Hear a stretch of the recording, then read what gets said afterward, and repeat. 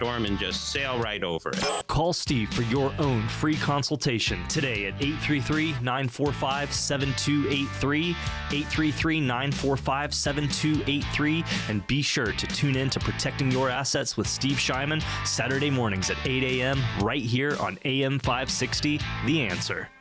What if the music stopped? If the familiar voices were silenced? If there were no breaking news updates? What if your companion and connection to your community came with a monthly fee?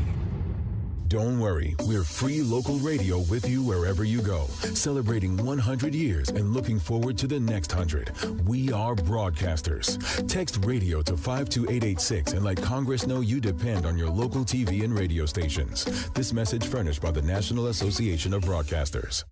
News, opinion, insight. This is AM 560, The Answer. WIND, Chicago. Streaming at 560theanswer.com on the AM 560 mobile app, or tell your smart speaker to play The Answer Chicago. Israeli forces move closer to Gaza City. I'm Dave Anthony, Fox News. Overnight, they targeted a number of cells in northern Gaza.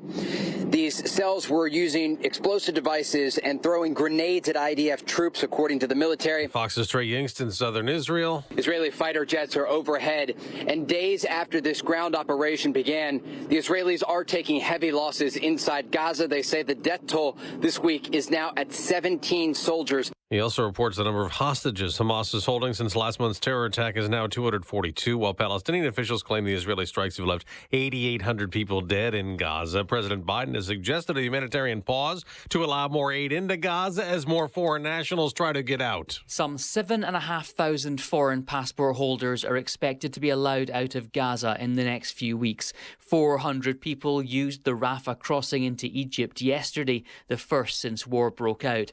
500 more names will be posted at the border today. Fox's Jonathan Savage. House Republicans could vote today on their plan to provide military aid to Israel, not bundled with aid to Ukraine like the president wants.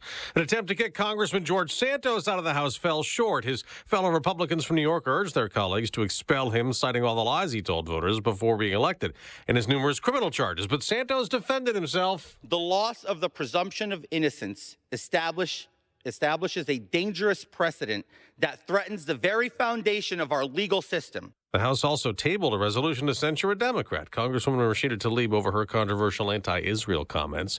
A first in baseball history. It's happened!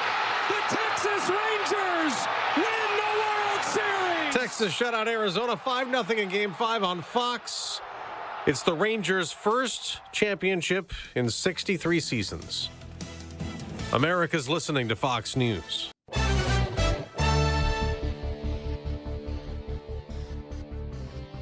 A chilly start to the morning, 37 degrees at 5:02 on AM 560 The Answer.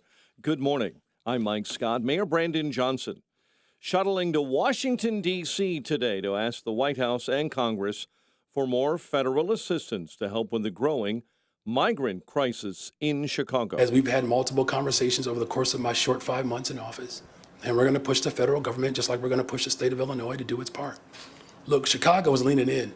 We have borne the brunt of the responsibility here. That's not an equitable distribution of how government should cooperate. Johnson will be joined by mayors from New York, Denver, Houston, and L.A.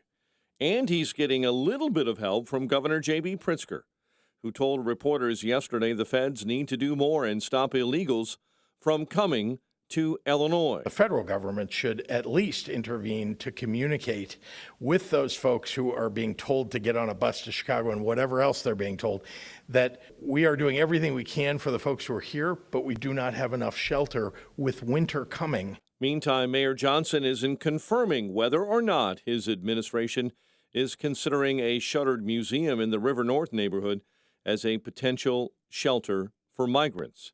In related news, Chicago aldermen did delay a vote on a plan to purchase a former Jewel Osco grocery store on the south side and turn it into a shelter. Allies of Johnson pushed back that vote because it was set to fail. Illinois lawmakers are proposing yet another map of voting districts for Chicago's first elected school board. Democrats yesterday unveiled their latest attempt to craft boundaries for 20 districts. Initially, 10 members will be elected in November of 2024. Lawmakers have up until April 1st to approve a map. A Chicago man is accused of striking a state trooper's squad car on I-94 in Cook County. Authorities say the trooper was handling previous weather-related crashes Tuesday just south of Old Orchard Road when a Toyota failed to move over and struck the squad car. The Illinois state trooper was outside of the car at the time of the crash and was uninjured. 2 suspects are in custody after another attempted cash and grab on Chicago's west side. Police say the alleged offenders crashed last night into a clothing store in the 3900 block of West Madison. However, the suspects were found inside the retailer and were arrested without incident. An Evanston man is charged with murder in the deadly beating of a man earlier this year on Chicago's Magnificent Mile. Henry Graham is accused of beating Russell Long June 29th in the 600 block of North Michigan Avenue. Long died July 12th of traumatic brain injuries. His death now ruled a homicide. Graham is due in court today. 2 Venezuelan illegal immigrants now residing in Chicago are charged with stealing more than $2,800 worth of merchandise from a Macy's store in Oak Brook. Prosecutors say Luis Gomez and Frank Davila face felony charges of burglary and retail theft. Tuesday's burglary is the second time in a little more than a week that Venezuelan migrants staying in Chicago have been charged with stealing from a suburban Macy's store. Hundreds gathered at a Chicago synagogue to pray amid the ongoing Israel-Hamas conflict last night. Families of some Israeli victims stopped in Chicago to beg for Hamas hostages in Gaza to be freed and to remember the lives already lost. Judith Renan and her daughter Natalie were the first American hostages to leave Hamas captivity. Judith's cousin is Orcella. Physically healthy. From my personal experience, I can say that when they got back, hugging them was the most intense hug I've ever felt. Sella's wife says 12 members of her family have been impacted by the Hamas terror attacks, including 3 dead and a 3-year-old girl remaining a hostage. I think we cannot accept a world where a 3-year-old is taken from her own home and held hostage in a tunnel somewhere in Gaza. Also yesterday, Palestinian protesters took over the suburban office of Congressman Sean Casten, demanding a meeting and forcing its early closure. Thousands of smartphone users in Illinois are suing Motorola Mobility. The Tribune reports the suit filed this week accuses the company of breaking its own arbitration provision by refusing to pay a $7.1 million fine.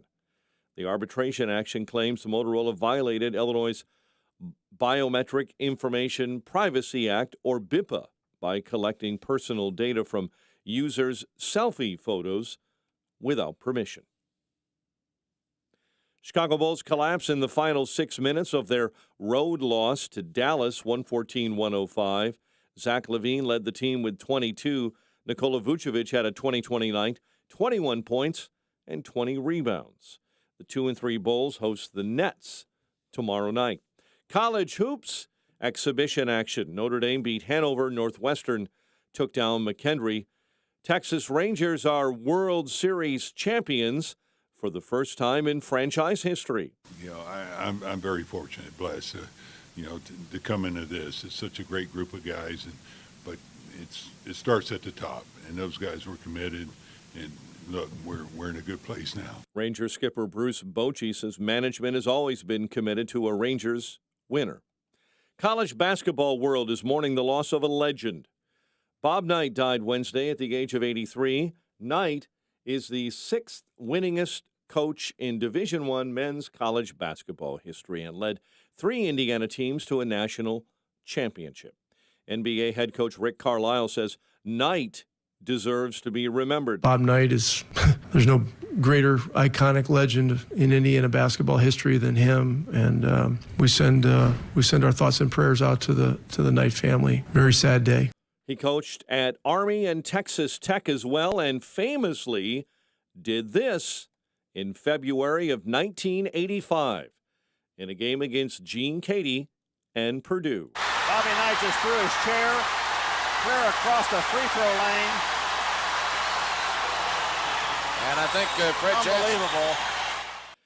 By the way, Dan Dockich, who was an assistant for Knight for several years, says Knight was used to throwing chairs and did so in practice on a daily basis, and his daily record for broken chairs during an Indiana practice was 52. The news, a service of the AM 560 store. T-shirts, hoodies, and more from your favorite AM 560 brands, including, of course, Proft University. A check of traffic and weather on the way next on AM 560. Mike Gallagher looks to better times. Let's have a return to world peace. Let's have a return to stability. Let's have a return to epic joblessness and epically low mortgage rates and inflation under control and an effort to secure a border. Let's get Trump back in the White House. The Mike Gallagher Show, weekdays at 9, right before Dennis Prager at 11 on AM 560. The Answer. By the Hand Club for Kids exists to help children who live in under-resourced neighborhoods have abundant life. God is transforming our city through By the Hand.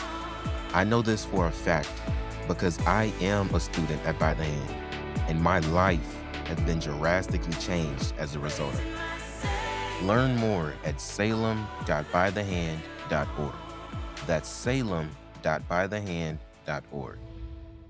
You've heard me talk about my love of coffee over and over again. I'm here to tell you I have discovered one of the best brews I've ever tasted, and a company that I cannot wait to support. I'm here to tell you about Bone Frog Coffee. The Bone Frog is a sacred symbol in the SEAL teams. It honors those that gave the ultimate sacrifice, their lives. Bone Frog was founded by Tim Crook Shank, a former Navy SEAL and 25-year Navy veteran. Bone Frog honors the fallen, those who gave everything for our freedoms and our American way of life, by giving 10% of all the proceeds to benefit many of the U.S. Navy SEAL foundations. Here's what I need you to do. Go to bonefrogcoffee.com/liberty. Get 10% off your first order. You will also get 15% off Bone Frog Coffee subscriptions. Just enter Liberty at checkout. Go to bonefrogcoffee.com/liberty. That's bonefrogcoffee.com/liberty. Taste one of the best brews you ever tasted. 10% of the proceeds go to benefit the Navy SEALs. You'll feel good. It's an American company. Go to bonefrogcoffee.com/liberty.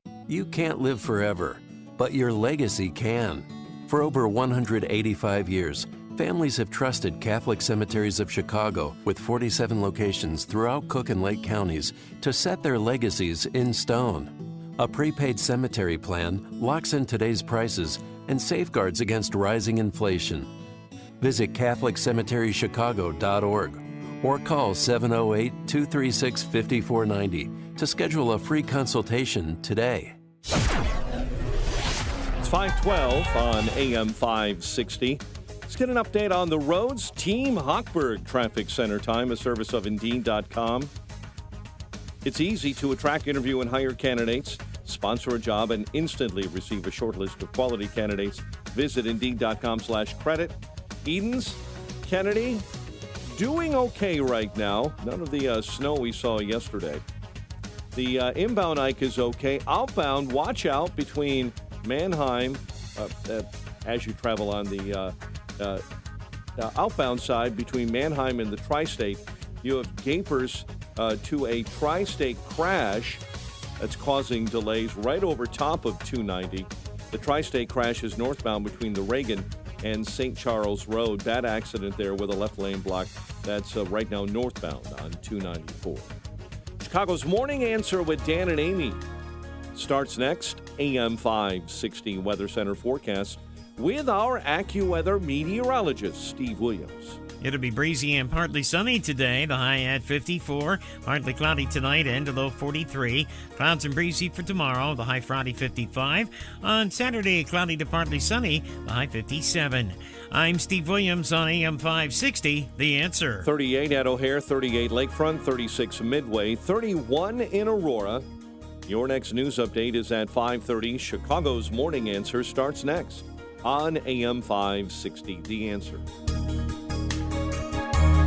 Hi, this is Randy Donnelly from Donnelly Auctions in Union, Illinois, with my current want list for upcoming auctions. Guns and military items are always at the top of my list, but I have buyers for vintage automobiles and motorcycles, old gas pumps and automotive signs. Do you have pinball machines and coin-operated games like slot machines, jukeboxes? How about Coke machines and soda machines? Also, neon signs, antique phonographs and music boxes, old toys, especially science fiction and Star Wars. Cowboy and Native American collections like barbershop, ice cream parlor, and saloon items. We'll take one item or an entire collection. We sell it all. Call me before you sell your items outright because you could be leaving a fortune on the table. And you won't know until you call me at 815-923-7000 or send me an email at DonnellyAuctions.com. My job is to get you top dollar for your collections, so call me at 815-923-7000. I'm Randy Donnelly, and I'll see you at the auction. I'm Shalom Klein. Join me each week for the Get Down to Business radio show. This show is packed with ideas that will inspire as you search for best practices to grow your business. Whether you are an experienced entrepreneur or just learning the ropes, Get Down to Business will tackle the issues affecting your everyday work life. Get Down to Business is covered by Tom Mirabali, independent producer for Blue Cross and Blue Shield of Illinois. Listen each week to Get Down to Business with me, Shalom Klein. Heard Sunday afternoons at 6 right here on AM 560.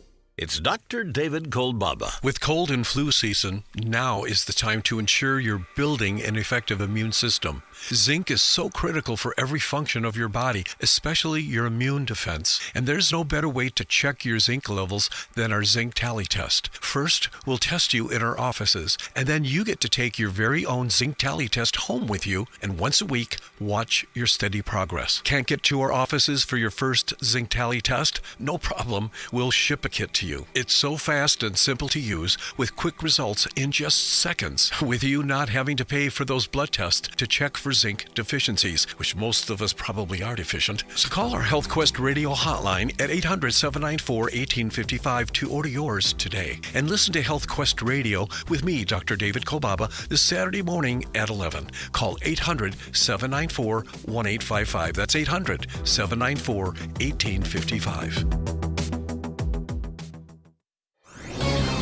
This is Hugh Hewitt for townhall.com. There is a growing need to highlight some points of clarity related to the October 7 massacre in Israel. The animating hatred of Hamas terrorist attack in Israel was specific. This was a pogrom against Jews. For Islamist fanatics such as these, though, a more basic motivation is this. They want Jews dead.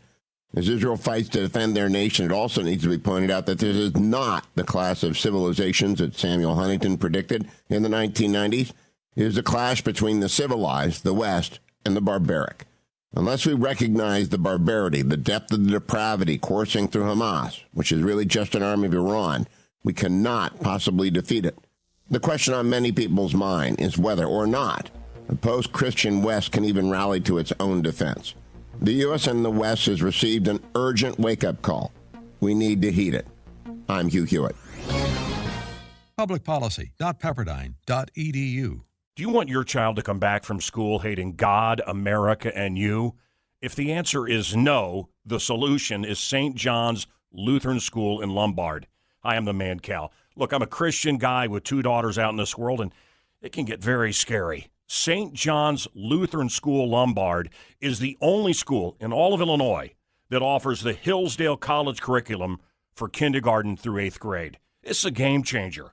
A nurturing environment with a Christian faith, traditional values, and critical thinking that teaches kids to think for themselves, not what to think. What a great thing to do for your child or grandchild. Strong academics with the Hillsdale curriculum and strong character. Go to stjohnslombard.com. That's Saint, S-T, johnslombard.com. stjohnslombard.com. It's in Lombard, Glen Ellen, Wheaton, Downers Grove, and all places nearby. stjohnslombard.com. If your money is not earning at least 6% tax deferred, you need to call Professional Life and Casualty. They're offering a 6% APY on new funds deposited into your annuity, traditional IRA, or Roth IRA accounts. Rate subject to change. Please call to confirm. With Professional Life and Casualty, you pay no surrender charges, no administrative fees, and no withdrawal fees. Professional Life and Casualty has been providing insurance and annuity products for over 60 years. Visit plcinsurance.com. plcinsurance.com. They'll send you a free guide to tax-deferred, no-fee annuity. Earn 6% APY on annuity, traditional IRA, or Roth IRA. Pay no surrender charges, no administrative fees, and no withdrawal fees. Only from Professional Life and Casualty. Call 1-800-651-1800. That's 1-800-651-1800. It's hard to believe, but 2024 will be here soon. Before you get caught up in all the busy holiday season shopping and whatnot, ask yourself, what are you doing now to put your retirement in a better position for the future? Sean Thompson here for my friend Tom Fortino of Alpha Wealth Group. Tom has prepared a 2023 year-end planning report. This report will show you ways to reduce your tax burden on your retirement savings, income strategies that don't depend on a volatile market, and ideas on how to protect and pass down assets to your loved ones. Tom has been helping build financial plans for retirements for over 2 decades, and he's sharing his knowledge and experience in this report. Call Tom today at 630-934-1855 and ask for the 2023 year-end planning report. That's 630-934-1855 or visit alphawealthgroup.com. And listen to the Alpha Wealth Hour right here on AM 560 The Answer, Saturday mornings at 9 a.m. Advisory services through Retirement Wealth Advisors, LLC, and SEC registered investment advisor. Insurance and annuities offered through Alpha Wealth Group, licensed in Illinois. You're smart, you're busy, and don't have time to waste on the mainstream media cycle. Salem News Channel breaks that cycle.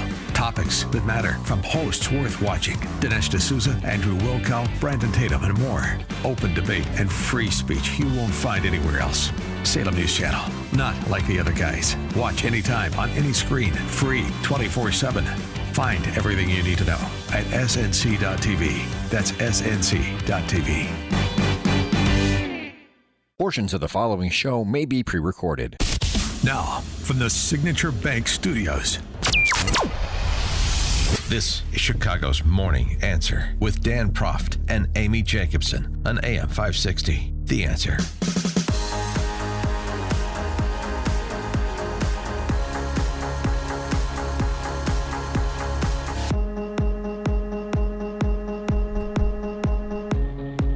Top of the morning, Dan and Amy. Today, if I could do it, I would do it. What's that? For all 4 hours, we mourn the passing of the legendary Coach K, Bobby Knight, the real Coach K.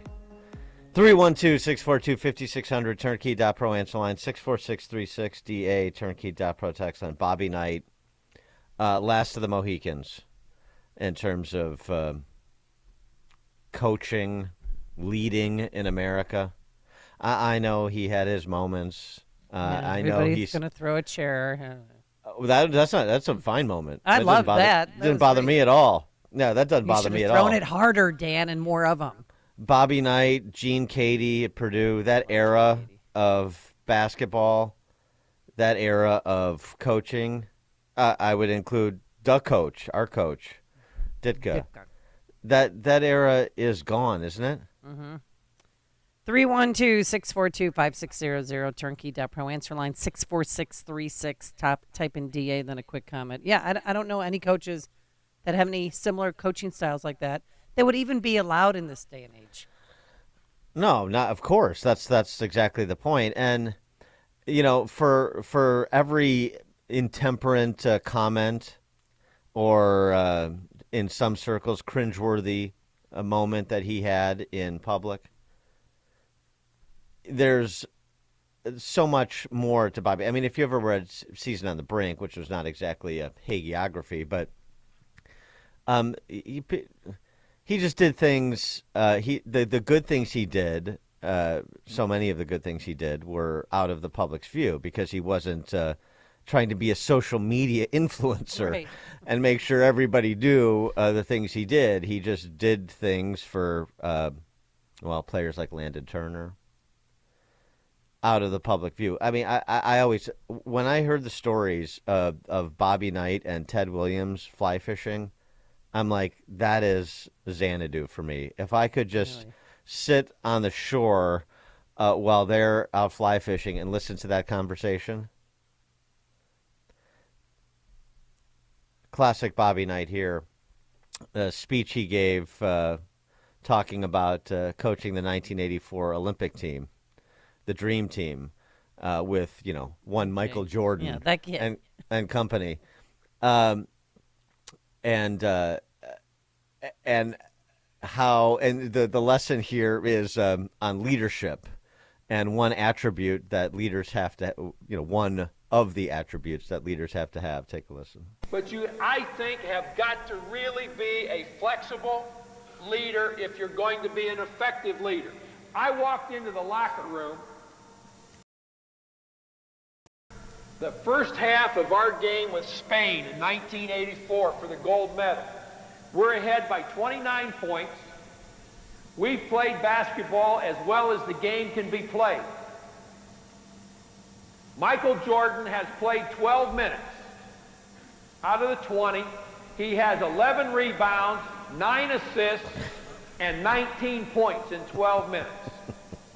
In my opinion, there's nobody that's ever played anything that can compare to Michael Jordan with the possible Jack Nicklaus and Babe Ruth. Michael Jordan is just the best there ever was at what he does by a considerable margin. So I'm walking across the floor with this 29-point lead as I look at the scoreboard, and I'm a great believer in the best 3 minutes of the game for us has got to be the first 3 minutes of the second half. But what the hell am I going to say? Hey, we got to get better. We're 29 points ahead. We got to win by 59. These kids are going to be a little bit satisfied with themselves. They know how well they've played. And when I get to the locker room, I still haven't come up with an answer. I open the door, and the first guy I see is Jordan sitting in front of his locker. Idea light flashes. I say to myself, I'm going to get on Jordan's ass a little bit. And everybody else is going to say, God, if he's upset with Jordan, how's he feel about me? 12 minutes, 19 points, 11 rebounds, 9 assists, and I have the stat sheet in my hand, and I walk over in front of Jordan, and I look down at him, and I say, Mike, when the hell are you going to set a screen? We got 4 guys out there screening when you're in the game, screening to get you open, screening to get each other open. Haven't seen you set a screen yet. The only way I get all 5 guys screened. Work anymore. For instance, the new hiree, well, he's not new anymore, at D300, the DEI hiree, he's making $160-something thousand a year at D300. So when you have people like these in a state like Illinois, hell, they have no problem with these taxes. They're all content with it. It's you, those capitalists and so forth, out there trying to make a buck. You have the problem.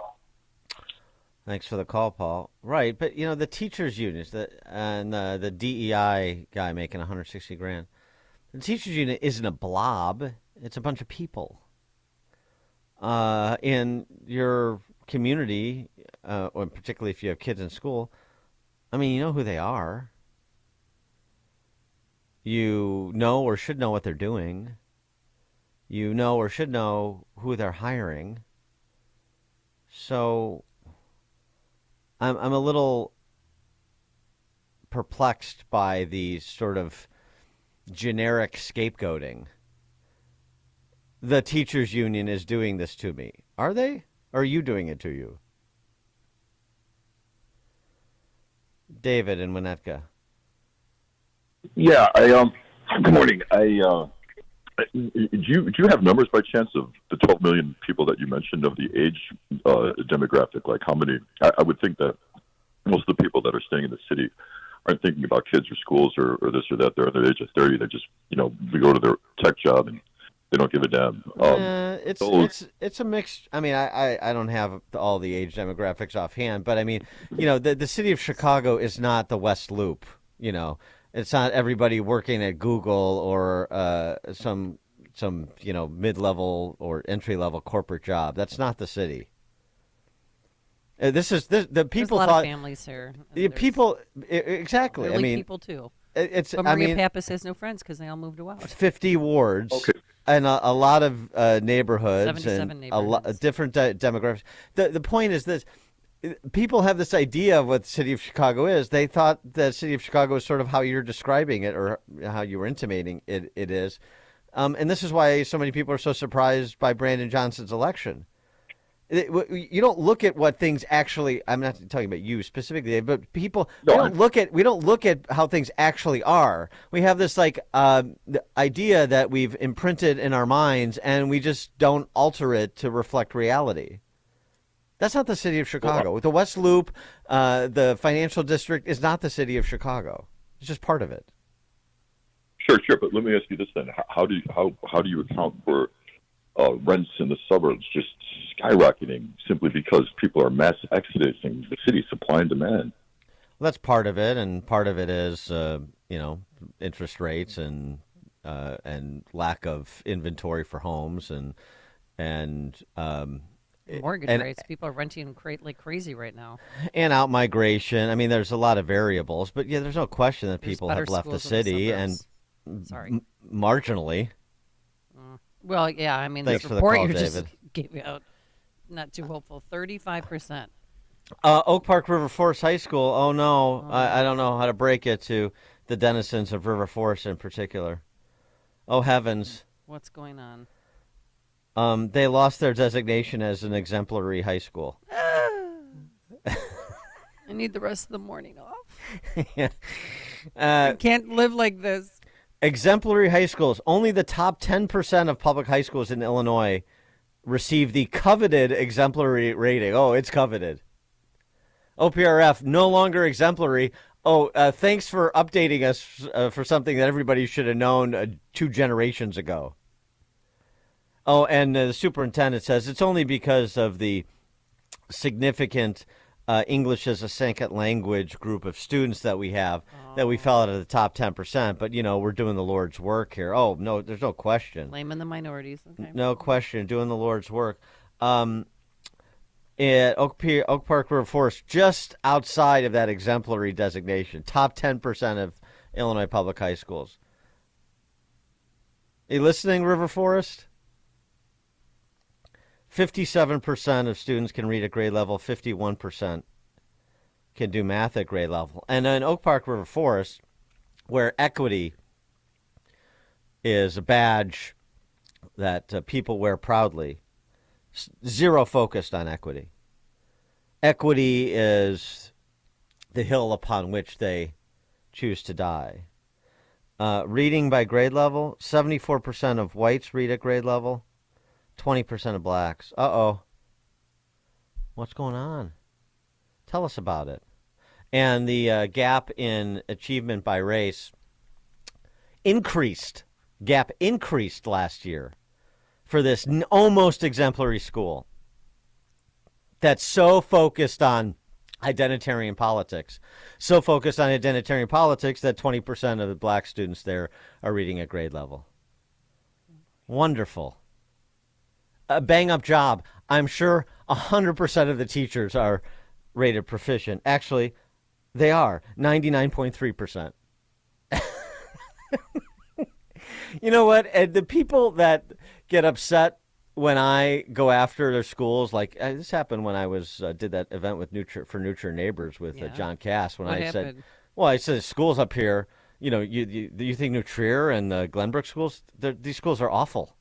And what? Clutching their pearls. No. I mean, this is a group of center right and conservative people. Yeah, I know. You're so tied up in status and reputation that is not reflective of reality. And you just bumper can't. stickers. You just can't confront it. But here's the thing: you go ahead. You believe whatever you want to believe. I mean, this is what I don't understand. What do you think I get out of this? Well, you're not making it up. Well, I don't. I mean, it doesn't impact me, other than what's going to come in future generations that don't have the skills to succeed or think, which is sort of a prerequisite for success, the ability to critically think, read, do basic math. I mean, I'm already out of school. You can make the schools as bad as you want. Doesn't impact me. So I don't know who you think you're punishing by continuing to watch these schools disintegrate and pretend that they're not. You're not punishing me. I'll tell you that. Dan and Amy, Chicago's Morning Answer.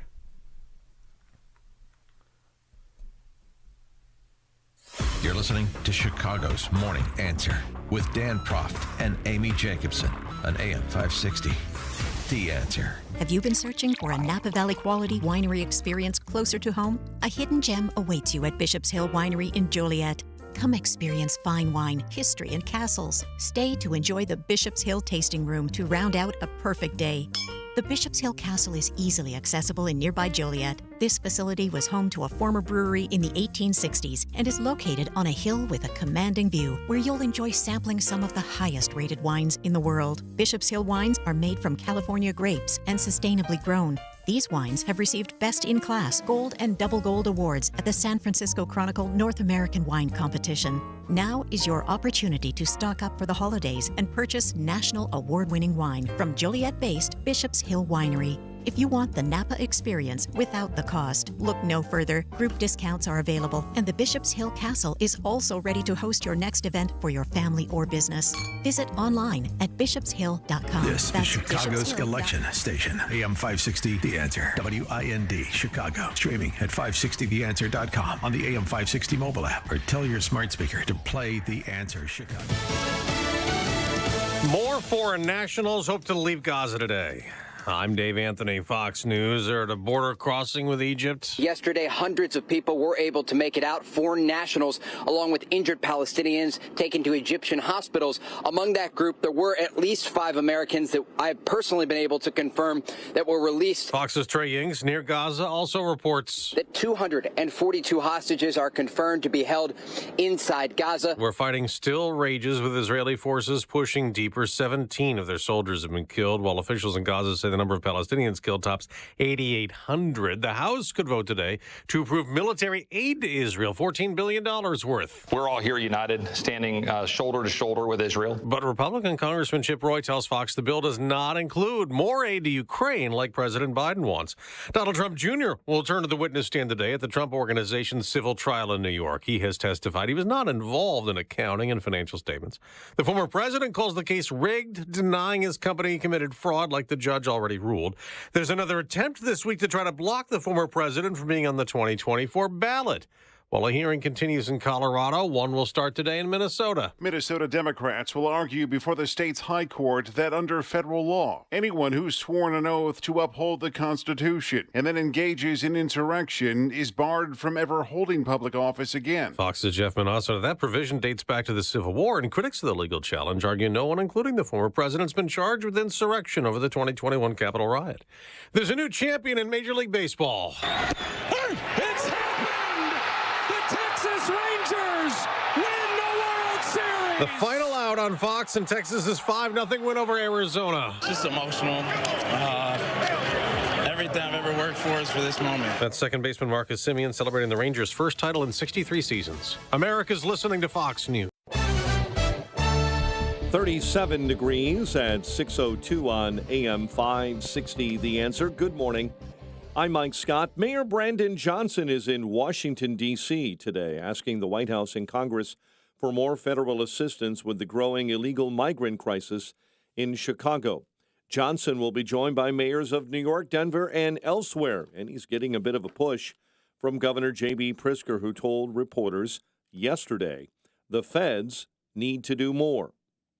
There are other places in the country they can go, and the federal government ought to be helping to manage the logistics so people go to places where they, can survive through the winter. Meantime, Mayor Johnson isn't confirming whether or not his administration is considering a shuttered museum in the River North neighborhood as a potential shelter. In related news, Chicago aldermen delayed a vote on a plan to purchase a former Julia grocery store on the south side and turn it into a migrant shelter. Allies of Johnson pushed back that vote because it was set to fail. Community members gathered on the west side yesterday for a raucous public safety meeting where one alderman issued a challenge to City Hall and Mayor Johnson: reinstate police foot chases. Next month, I'll be introducing an ordinance to reinstate the pursuit policy for CPD. Alderman Gil Villegas is in his second term as alderman of the 36th Ward, which is descended into a spiral of crime since, Villegas says, the closing of the 13th District Police Station on Wood. He wants the building reopened or a new satellite office constructed to cut response times and improve public safety. The criminals know that there's a policy in place. So what do? They just leave. And the supervisors in turn say, stop the chase. With exceptions, foot chases were halted by CPD after the March 2021 Adam Toledo death. A Chicago man is accused of hitting a state trooper's squad car on I-94 in Cook County. It happened yesterday just south of Old Orchard when a Toyota failed to move over and struck the Illinois State Police squad car. The trooper was uninjured. The Bears have let go of an assistant coach for the second time this season. Head coach Matt Eberflus announcing that running backs coach David Walker was fired for, quote, not upholding organizational standards, end quote. Bulls lost to the Mavericks 114-105. Exhibition baseball, Notre Dame over Hanover. Northwestern beat McKendree. The news service of Salem Surround, a local digital marketing agency. Go to surroundchicago.com today. A check of traffic and weather on the way next on AM 560. Charlie Kirk sees a way to help Trump. Why has Brian Kemp not fired Fani Willis? Brian Kemp has the ability to fire prosecutors in the state of Georgia. And Brian Kemp is just going to sit there as governor of Georgia and allow person after person to have to plead guilty, what is obviously a mounting type conspiracy case to Donald Trump. The Charlie Kirk Show. Afternoons at 1, right before Sebastian Gorka at 3 on AM 560. The Answer. Don't let everyday aches and pains keep you from living your best life. I don't think I really understood what people meant when they talked about pain until I started feeling it myself. Start feeling better every day with Relief Factor, a daily supplement designed to support your body's fight against aches and pains. Not only do I move better without pain, I just feel better. Created by doctors, Relief Factor uses a unique formula of natural ingredients that target 4 metabolic pathways to address pain. Relief Factor doesn't just mask aches and pains, it helps reduce or even eliminate them. Today, I do the things I love, and it doesn't occur to me to think about pain. You can feel the difference all day, every day. Join the over 1 million people who have tried Relief Factor's 3-week Quick Start Kit. It's only $19.95 and comes with our Feel Better or Your Money Back guarantee. Visit ReliefFactor.com or call 1-800-4RELIEF. That's 1-800-4-RELIEF. 120 Life, the natural juice drink that helps lower your blood pressure in just 2 weeks or your money back. Here's another happy customer. Hi, everybody. This is Mark from San Diego. I just wanted to give a little shout out to 120 Life and tell them how great I think the product is. I've been drinking it for almost 3 years, and it's really helped me with my blood pressure, my overall heart health, and the amount of energy I have and feeling good. I haven't even caught a cold in over 3 years, all through COVID. It's been a great product. I'm going to continue to drink it, and I recommend it for everybody. Give it a shot, and I think you'll love it. Lower your blood pressure naturally in just 2 weeks or your money back guaranteed. To order, visit 120life.com. That's 120life.com. Order the 2-week trial pack and use coupon code DAN to save 15%. The natural solution to high blood pressure. Visit 120life.com and use coupon code DAN at checkout to save 15%.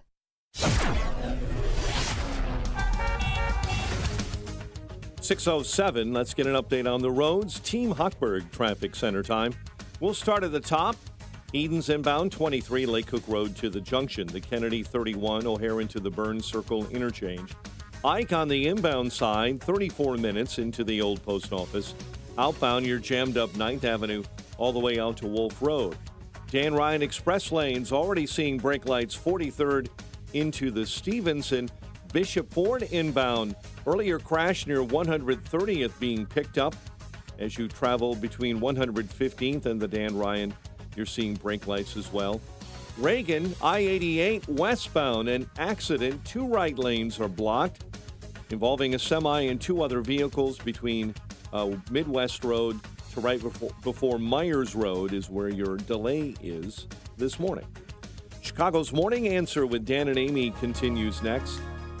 AM 560 Weather Center forecast with Steve Williams. It'll be breezy and partly sunny today, the high at 54. Partly cloudy tonight and a low 43. Clouds and breezy for tomorrow, the high Friday 55. On Saturday, cloudy to partly sunny, the high 57. I'm Steve Williams on AM 560, The Answer. 37 at O'Hare, 29 in Aurora. Your next news update is at 6:30. Chicago's Morning Answer continues next on AM 560, The Answer. This hourly segment is brought to you by Get Down to Business with Shalom Klein, the show for business powered by Mirabali Insurance. Sunday evenings at 6. Now, from the Signature Bank Studios, this is Chicago's Morning Answer with Dan Proft and Amy Jacobson on AM 560, The Answer.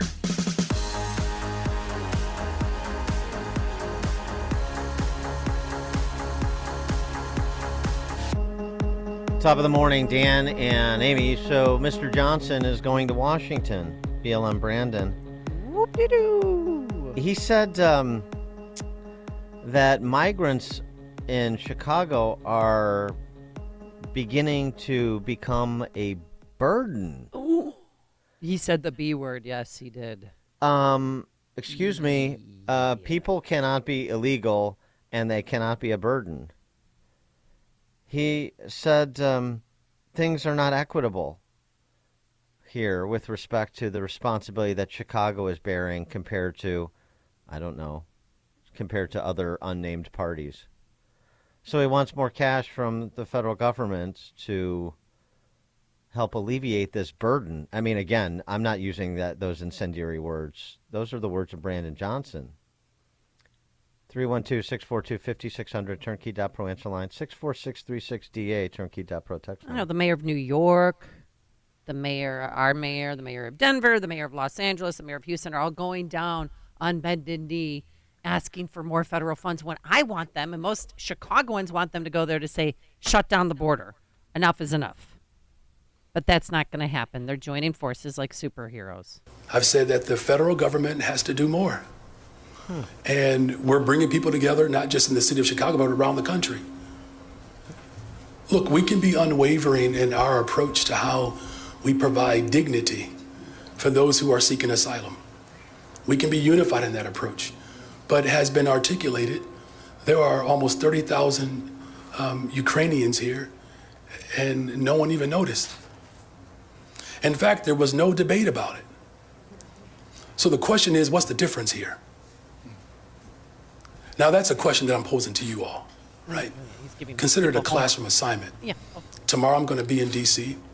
in solidarity with these mayors, as we've had multiple conversations over the course of my short 5 months in office. And we're going to push the federal government just like we're going to push the state of Illinois to do its part. This guy, I mean, listening to him, he is a child. It was like Buddy Bench hour yesterday when he had his first press conference in 3 weeks. What's the difference? What is the difference? 30,000 Ukrainians are here in Chicago? So what's the difference? I don't know. You tell us. You tell us. You're the mayor. You're the one calling them a burden. I'm not. So we also learned yesterday, too, that they're still not sure about 38th and California site. They're still not sure about 115th and Halstead because there's some environmental issues. But now a new thing in the mix is the defunct Broadcast Museum. Alderman Riley sent out an email saying they had the wrong address. That Hotel Chicago thing, Dan, that was a mistake. It was a few few doors down. It's going to be the former Illinois or Broadcast Museum. Museum of Broadcast Excuse Communications. me, that's what I meant to say. But Brendan Riley's like, people were there. They toured the building. What's the latest? From the other questions Here's today my about the girl. Museum of Broadcast, it does seem as if it is in the mix. Can we just say yes or no? I don't know why it seems that way. Because you didn't say no. Did I say it was? Well, therein lies, What's the definition of is? I know, right? Thank God I'm not the president of the United States. I don't have to answer that question. I mean, I think we know the definition of is and is not is.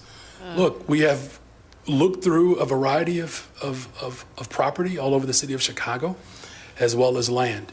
And we will continue to assess property and land that can help us address this international crisis that I inherited. The federal government and the state government has to do more. We're burdening the people of Chicago in a way that is becoming quite heavy. Burdening? Uh-oh, Dan, Shh, it's the B word. Shh. Why? It's a homework assignment for BLM Brandon. Why are you not calling 30,000 Ukrainians a burden, but you're calling migrants mostly from Latin and South America a burden? What's the difference there, sir? 312-642-5600, turnkey.pro answer line. Dan, I also want you to know that he has the stamina. This man, he's up for the challenge. He rides his bike. We're moving through them, though. I mean, I'm not tired. I'm up for it. Still ride my bike 8 miles a day.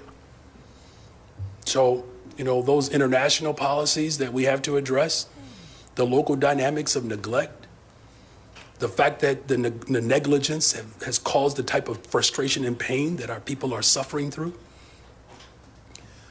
those are hurdles. And we just continue to adjust as we go along. You can tell when BLM Brandon is out for a bike ride because it looks like a Tour de France event with 130 cops following him on their bikes. Tony on the south side, you're on Chicago's Morning Answer. Good morning, Amy. Good morning, Dan. This is getting old. I keep hearing these people talk about they're here to asylum seekers, okay? What are they? What is their claim to asylum? I don't think these people even know. On top of that, I'm tired of hearing Brandon Johnson saying that, there's dignity in what we're doing. That's not dignity. Letting people sleep in police stations and on sidewalks. This is ridiculous. That's all I got. Thanks for the call, Tony. That's a good point. We're giving people dignity. I'd love to see an enterprising reporter go check that out with the migrants. Do you feel like you've been dignified by your treatment from the city of Chicago? Now, again, it's better than their treatment in their homeland in Caracas, but rental assistance and this service and that service and so on and so forth, and base camps being at least conceived, if not yet constructed for them. But this is when they heard all the wonders about these welcoming cities, New York and Chicago. Is this what they had in mind? And real quick, this is 38th in California. This is a question, what's going to happen there? It's already under construction. We're What's the latest on the 38th in California site? Still assessing. So I think this was raised before.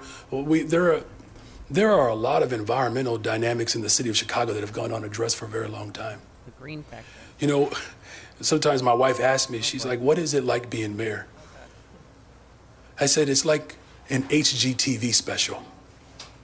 You ever watch different shows like Property Brothers? You watch Property Brothers?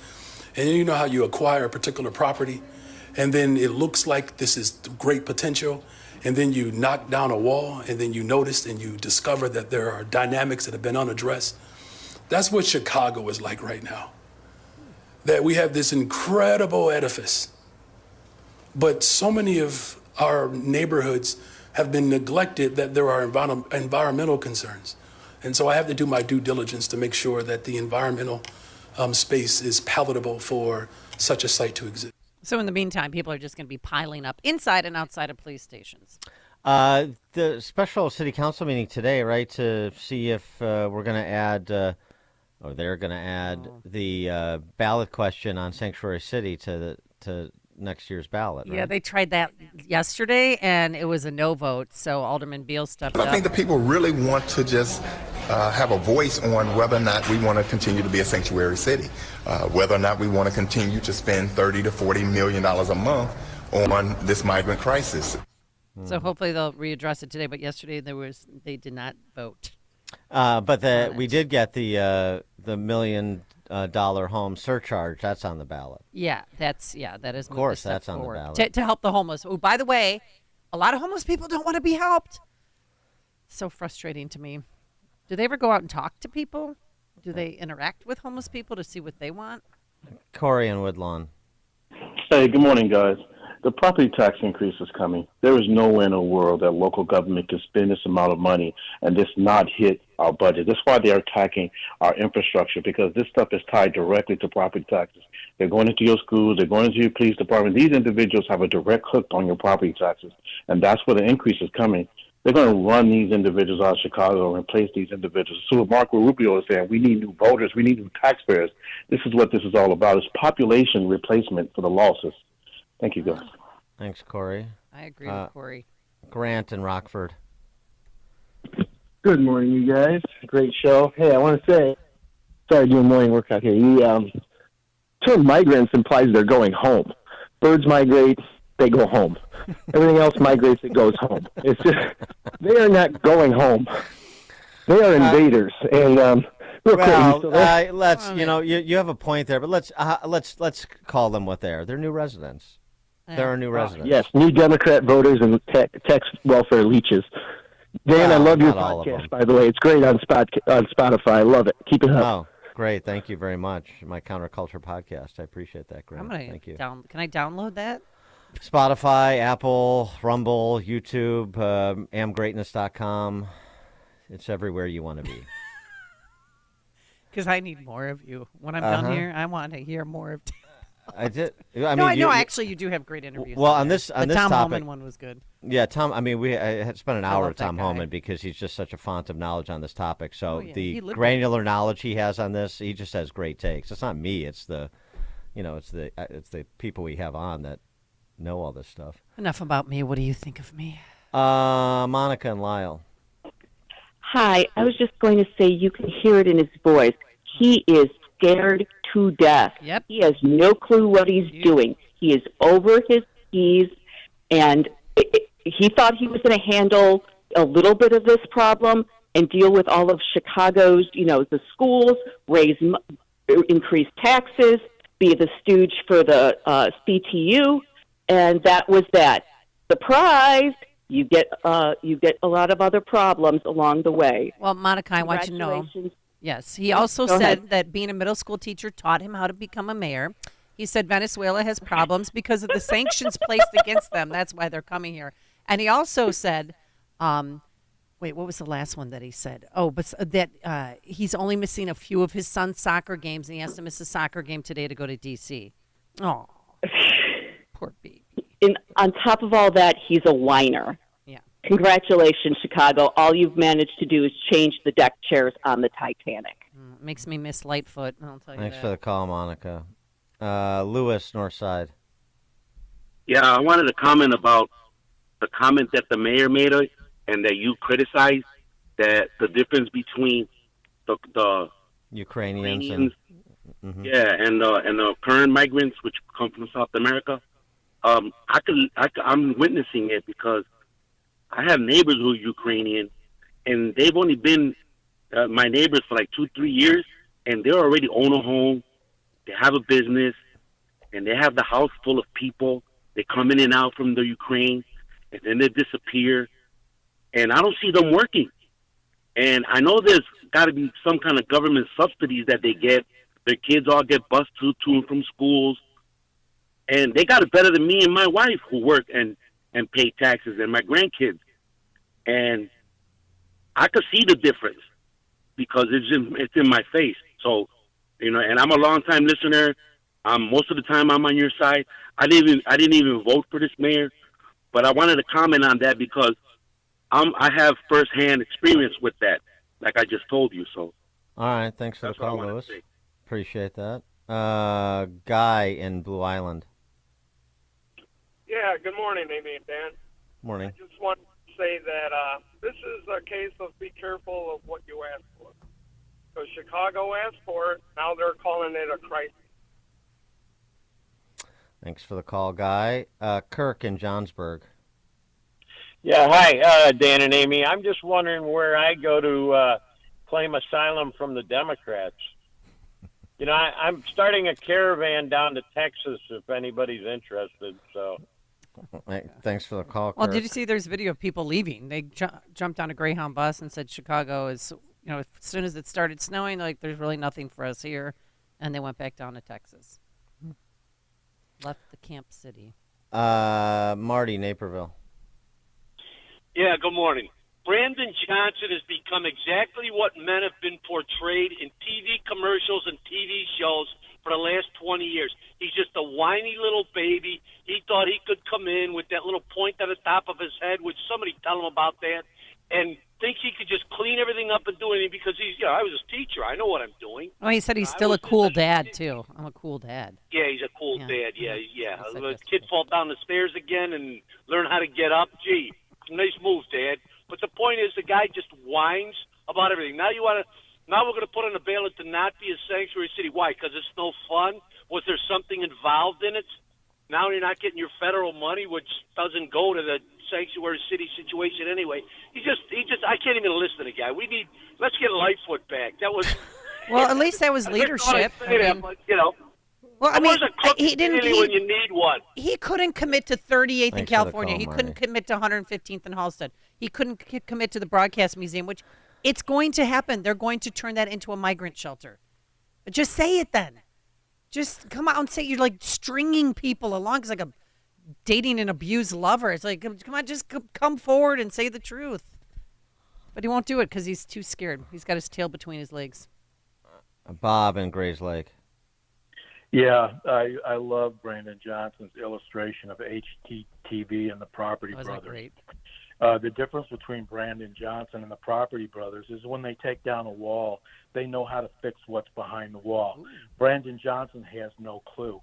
He doesn't know what a putty knife is, patching tape, or compound, and he has no idea how to use it. Well, neither do I. But thanks for the call, Bob. But I don't think he has to. You have to be able to physically repair the infrastructure.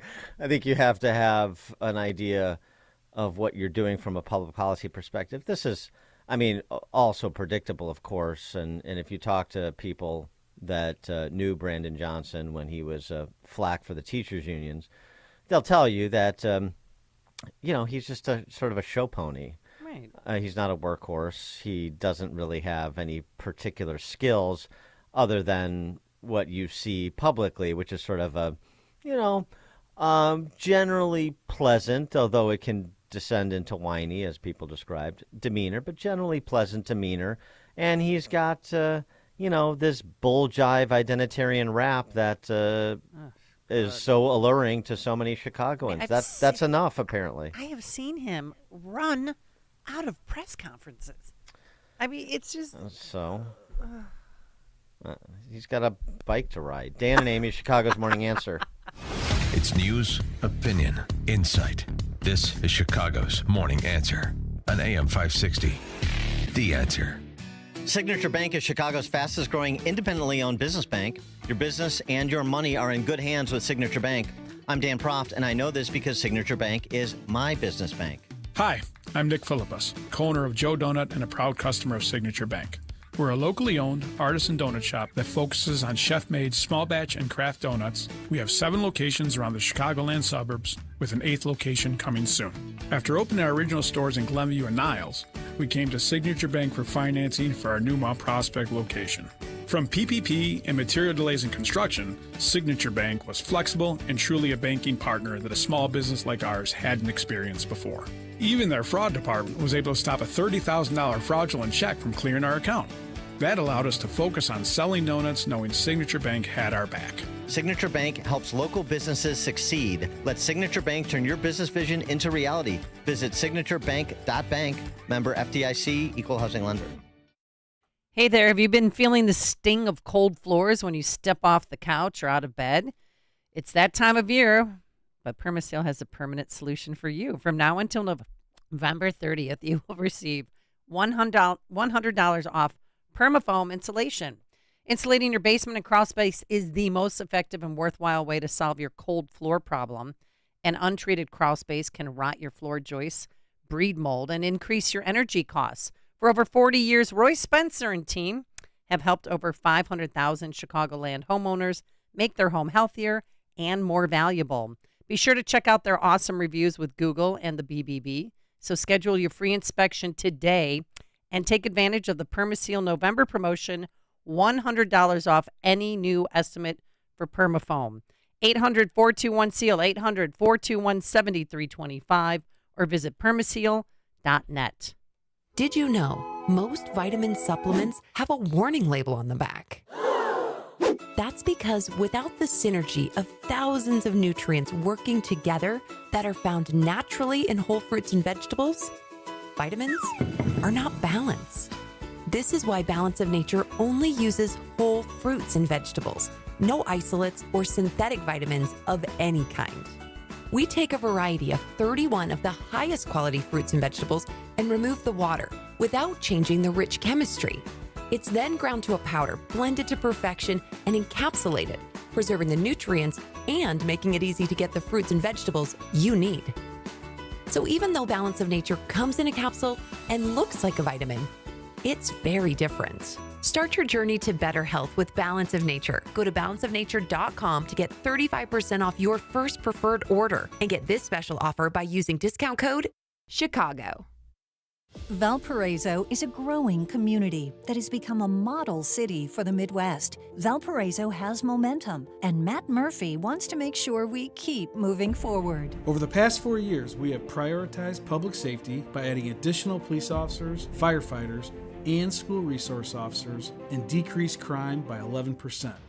Now, Matt Murphy is running for Valparaiso City Council to keep our city on the right track. We've invested in our infrastructure by paving more than 30 miles of roads. We engaged the next generation by creating the Mayor's Youth Council. We've increased our rainy day fund, improved government transparency by live streaming our meetings, and kept property taxes low.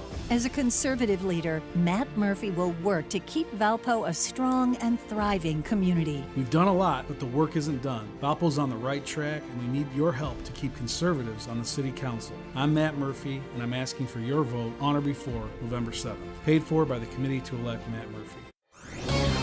This is Hugh Hewitt for townhall.com. There is a growing need to highlight some points of clarity related to the October 7 massacre in Israel.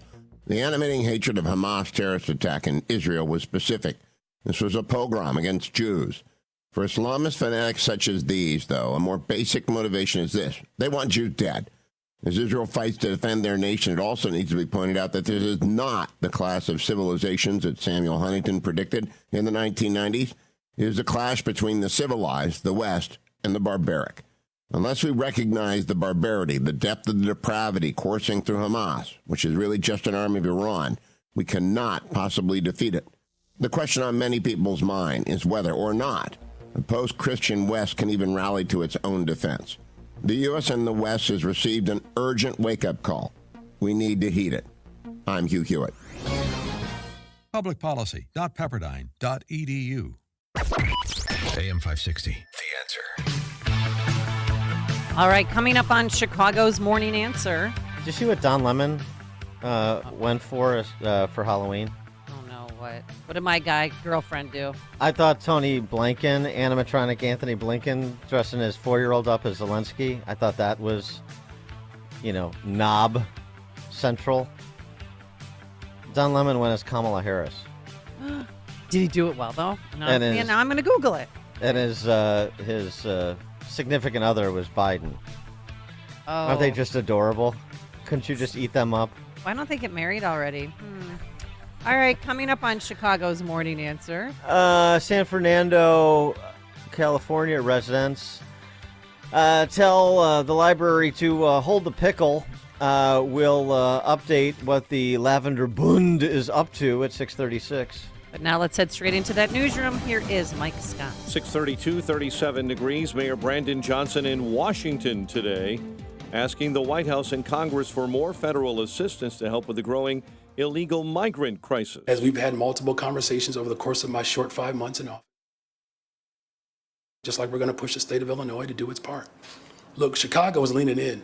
We have borne the brunt of the responsibility here. That's not an equitable distribution of how government should cooperate. Johnson will be joined by mayors from New York, Denver, and Los Angeles. Israel's ground troops were advancing toward Gaza City today as diplomatic efforts intensified for at least a brief pause in the fighting. More than 1,400 in Israel have been killed, most of them in the initial Hamas rampage, and around 240 hostages taken. Hundreds have reportedly been killed in Gaza, and President Biden says, in his words, we need a pause. Mr. President, if you care about Jewish people, as a rabbi, I need you to call for a ceasefire right now.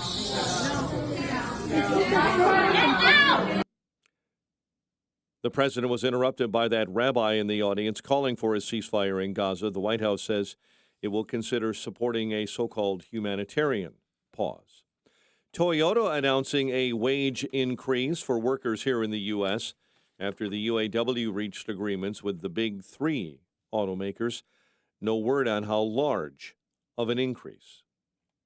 Community members gathered on the west side yesterday for a raucous public safety meeting where Alderman Gil Villegas issued a challenge to City Hall and Mayor Johnson: reinstate police foot chases.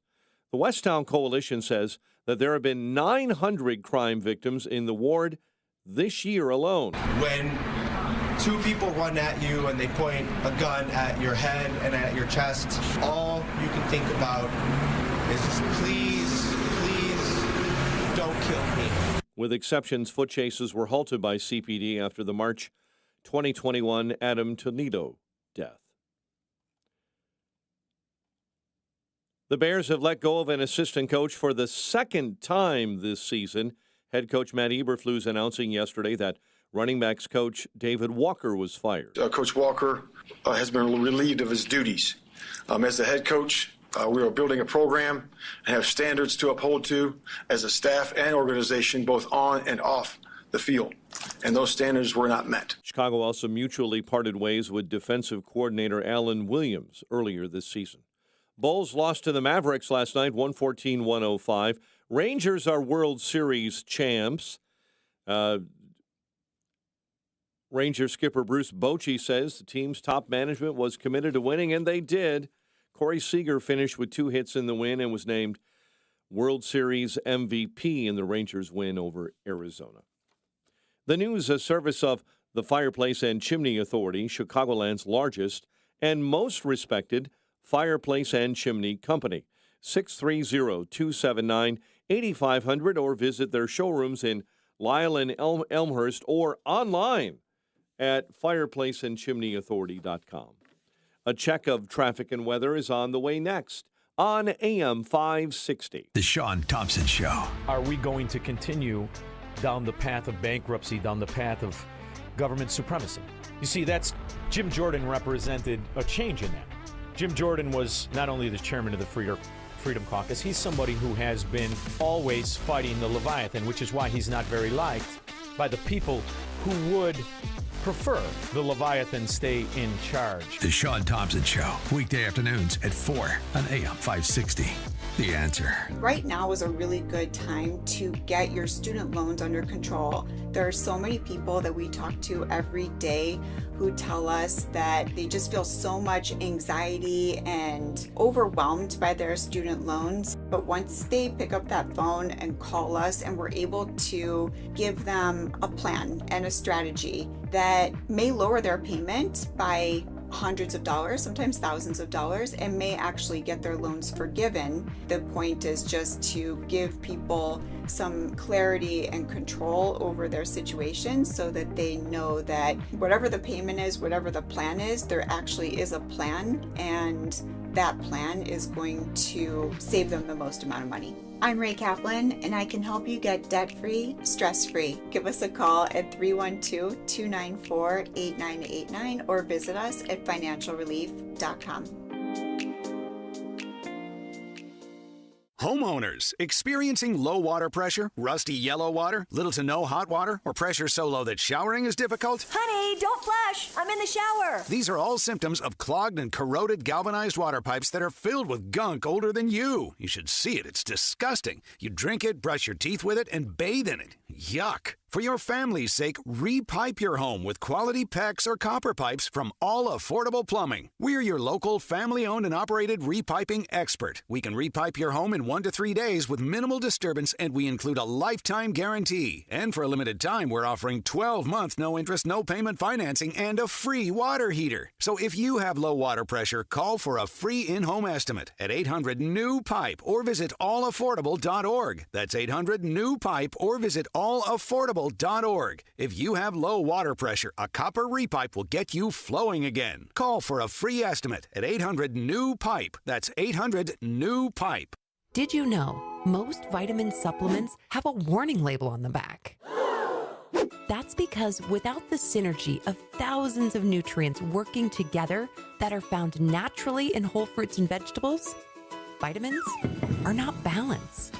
This is why Balance of Nature only uses whole fruits and vegetables, no isolates or synthetic vitamins of any kind.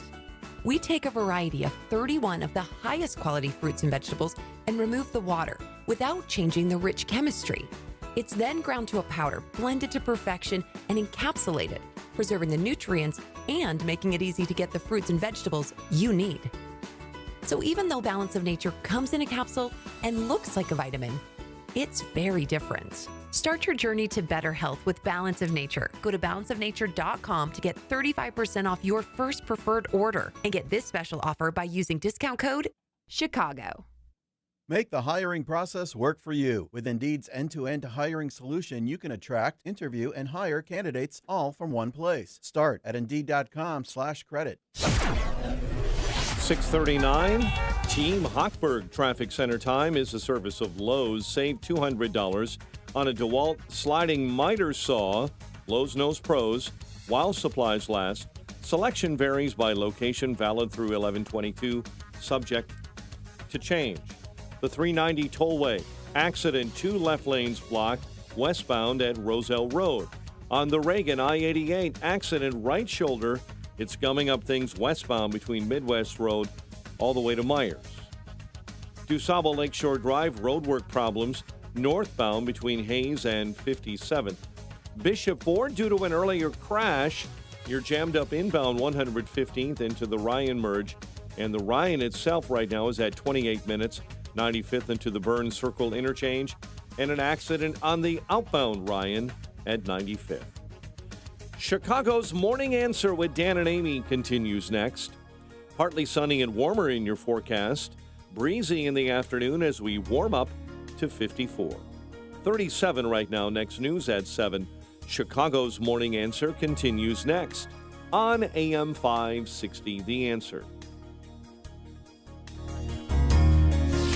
This hourly segment is brought to you by Papa Nicholas Coffee. Papa Nicholas Coffee, roasted fresh daily in Batavia, Illinois. Online at papanicholas.com.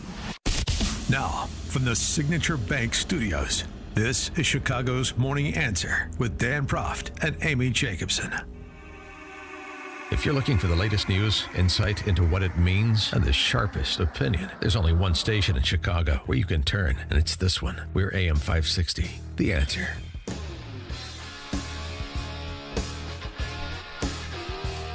Top of the morning, Dan and Amy. The latest from the Lavender Bund around the world.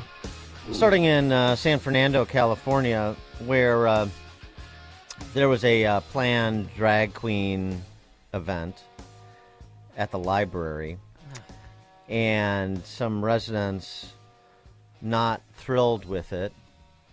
When did the library become a...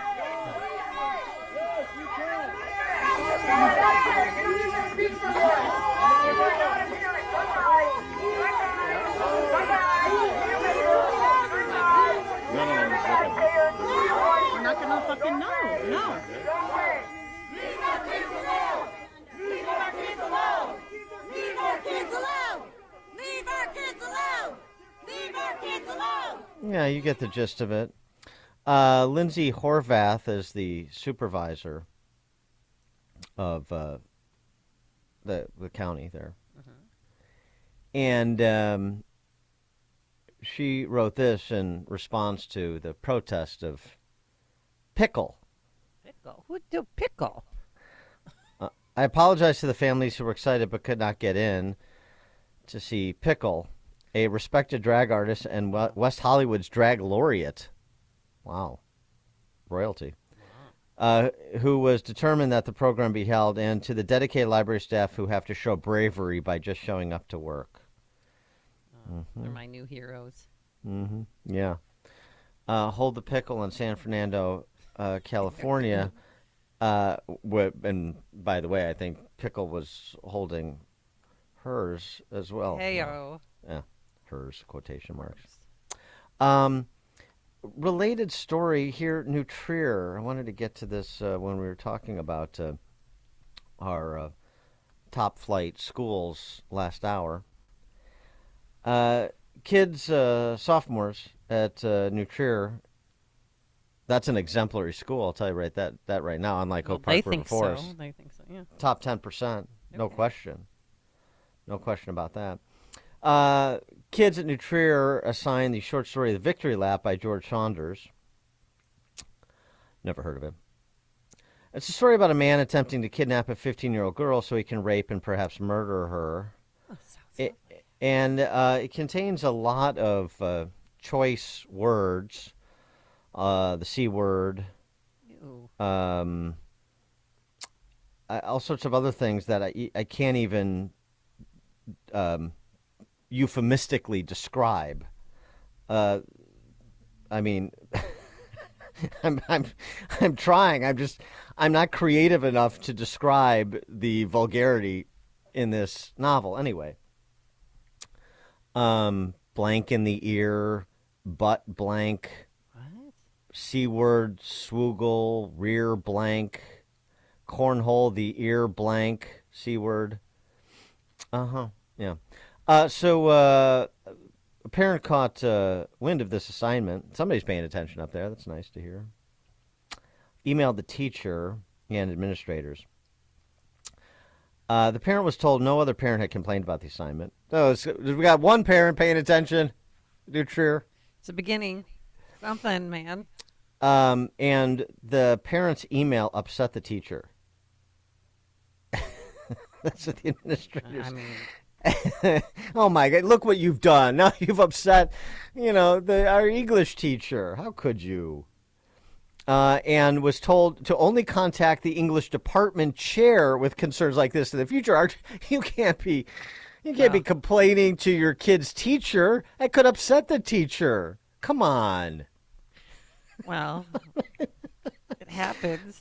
A parent, tired of being patronized, the story goes, the parent read some of the choice vulgarity out loud and asked, is New Trier really okay with this sort of assignment?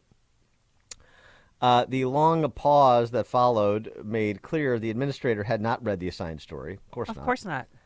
And then the administrator took it up to one of those assistant superintendents you've heard so much about. Doctor. Subsequently, the story assignment was deemed a mistake. Oh, a mistake. Though that was past post because it had already been discussed. And there are no plans to notify the other parents about the assignment. This comes to us through New Trier neighbors. So, wait, here's the kicker. How did this mistake happen? Oh, wait. How did this mistake happen, Mr. Proft? The teacher assigned the wrong Victory Lap. Instead of Victory Lap by George Saunders and reading about anal blank, S blank, rectum Fritz, instead of that, the sophomores were supposed to read Victory Lap by Julian Winters, which is about a gay black teen with a non-binary friend who's trying to figure out who to ask to a school dance. Oh, that's so much better. So funny. Oh, well, finally we're getting to literature. 312-642-5600, turnkey.pro answer line. You could also reach us all morning long on that text line, which is fired up and ready to go. 64636. Type in DA, then a quick comment. Not that victory lap, the other one. They're both equally disturbing for me, but okay. I mean, it's just so choice. It just really is. And it couldn't be more appropriate that it's happening at New Trier. Oh, by the way, New Trier report card. Mm-hmm. This is certainly, better than the average, double the average. But still, think about this. What you've been led to believe about New Trier, including a lot of North Shore residents. New Trier Township High School. New Trier, the Trevians I'm talking about. Are you listening? Everybody should be. There are betters. 71% of kids read at grade level, 69% do math at grade level. Now that's I don't know if I've seen a government high school in Chicagoland with better numbers, but that's also a depressing statement, isn't it? So you're telling did you think that almost 1/3 of the kids at New Trier cannot read or do math at grade level? Is that what you think of when you think of New Trier? No. Right. And don't tell the parents. No. Please. Oh, God, they'll need counseling right away. Don't tell the parents about California psychic. Don't tell the parents about Victory Lap. Don't tell the parents about the 30 kids that are coming out of New Trier without being able to read or do math at grade level. No. Okay, everybody, let's keep up appearances. Let's not make it uncomfortable for anyone. Joe in Naperville, you're on Chicago's Morning Answer. Yeah, I don't get how they get away with this. If I took that book and read it at a playground in New Trier wearing a mustache and a raincoat, the moms would have killed me. I would have been killed. And also, I don't know if you guys with the schools, if you saw the Wednesdays Sun-Times, they lauded how well the graduation rate is in Chicago. Oh, yeah, graduation rates are great. Right, but they don't talk about how prepared these kids are and how they're doing. No. They just pass them to get them out of their hair. Let's not get into the weeds, Joe. They graduated. Thanks for the call. They graduated. Everything's fine. Oh, graduation rates are great. Teacher proficiency rates, outstanding. They rate themselves, right? Or do they rate their coworkers? That's why they got a 97%. Well, that's in the state. Yeah, that's in the state. Yeah. I mean, that's New Trier is 99%. Right. Oak Park River Forest 99%. Yeah. Oh, to be that 1%, it's not pulling your load. Well, it sounds like something out of Victory Lap. Dan and Amy, Chicago's Morning Answer. The stories you need to know to start your day. This is Chicago's Morning Answer on AM 560. The Answer. If your money is not earning at least 6% tax deferred, you need to call Professional Life and Casualty. They're offering a 6% APY on new funds deposited into your annuity, traditional IRA, or Roth IRA accounts. Rate subject to change. Please call to confirm. With Professional Life and Casualty, you pay no surrender charges, no administrative fees, and no withdrawal fees. Professional Life and Casualty has been providing insurance and annuity products for over 60 years. Visit plcinsurance.com. plcinsurance.com. They'll send you a free guide to tax-deferred, no-fee annuity. Earn 6% APY on annuity, traditional IRA, or Roth IRA. Pay no surrender charges, no administrative fees, and no withdrawal fees. Only from Professional Life and Casualty. Call 1-800-651-1800. That's 1-800-651-1800. I can't wait to do it. Take Balance of Nature. I look forward to it every morning. I seriously do. I don't take any vitamins or supplements. I take Balance of Nature. Why? 31 different whole fruits and vegetables in those bad boys. There's no preservatives, no dyes, GMO, gluten-free, all natural. What they do is they take the fruits and vegetables and they're turned into powder after an advanced vacuum cold process, which stabilizes the maximum nutrient content. Real food, real science, real nutrition. So get the nutrition your body needs and get the nutrition that your body craves. Get Balance of Nature, because when you give your body the best possible fuel, guess what? You will have more energy, and then you'll sleep better at night.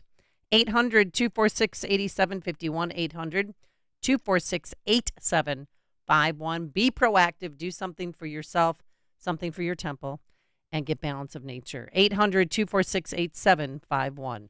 In a world where financial landscapes can change rapidly, safeguarding your savings and retirement accounts is paramount. Direct Bullion USA is more than just the #1 rated gold bullion dealer in America. We're your trusted partner in navigating the uncertainties of hyperinflation and political upheaval around the world. Direct Bullion USA can provide you with the knowledge and resources to fortify your financial stability and protect what matters most. Call us now at 888-787-GOLD. Precious metals like gold and silver have been a safe haven investment for hundreds of years. Get started when you call Direct Bullion USA at 888-787-4653 and get your free gold investing starter kit today. All it takes is one call to 888-787-GOLD. Take control of your retirement and protect your future with Direct Bullion USA. Call 888-787-4653. That's 888-787-GOLD. If you're interested in learning about reverse mortgages, call Team Hochberg, your trusted local lender. Tom Selleck is a very handsome man and a good actor who is a spokesperson for a reverse mortgage company. The biggest difference between us, other than I'm not handsome and I can't act, is that I've actually originated reverse mortgages and I don't need a teleprompter to talk about the many benefits of this amazing loan. If you've outlived your assets, have become your parents' caretaker and can't afford to pay their expenses, or you're a financial planner who would like to learn how to unlock your client's home equity tax-free so they don't have to deplete their assets you manage, then you need to call Team Hochberg or visit 56david.com. Team Hochberg's helped thousands of radio listeners understand the benefits of reverse mortgages, but we can't help if you don't call 855-563-2843 or visit 56david.com. 855-563-2843 to unlock your home's equity or purchase a new home with a reverse mortgage. Lower.com, Equal Housing Lender, MLS 112461. Would you go to court without a lawyer when the other guy is lawyered up? Or are you going to go it alone and learn law and procedure as you go? When you have an insurance claim for your home or business, it's the same thing. This is Dan Lights from Crosscom. We inspect your property, file your claim, negotiate the damages, and maximize your settlement with your insurance company. Insurance companies will send out their inspectors that work for them, get paid by them, and represent them. Not you. If we complete the repairs approved by your insurance company, our service is free. Crosscom Public Adjusters has turned denied claims into approved claims. We've also increased insurance claims anywhere from 23 to 1,000%, and we could do the same for you. We are licensed by the Department of Insurance and work in Illinois, Northwest Indiana, and Southern Wisconsin. Crosscom Public Adjusters, 630-871-5500. Online at crosscominc.com. That's crosscominc.com. Crosscom. Building trust for over 20 years. You're smart, you're busy, and don't have time to waste on the mainstream media cycle. Salem News Channel breaks that cycle. Topics that matter from hosts worth watching. Dinesh D'Souza, Andrew Wilkow, Brandon Tatum, and more. Open debate and free speech you won't find anywhere else. Salem News Channel, not like the other guys. Watch anytime on any screen, free 24/7. Find everything you need to know at snc.tv. That's snc.tv. AM 560, The Answer. I have more from New Trier. Okay, what do you got? In their sexuality and education class, which is a quarter-long class, sophomores. One of the... Oh, no. Is this going to make me sick? One of the exercises that they do, apparently, is they go around the room and every student says penis, but you're supposed to say it louder than the previous student said it. So I say penis, then you have to say it louder. Penis! Like that, exactly. Okay. And you get an A. So, yeah. Yes, penis. I couldn't even say the word. I'm like, I think I said penny. Yeah. That is so. Mike Scott, where's Mike? Justin?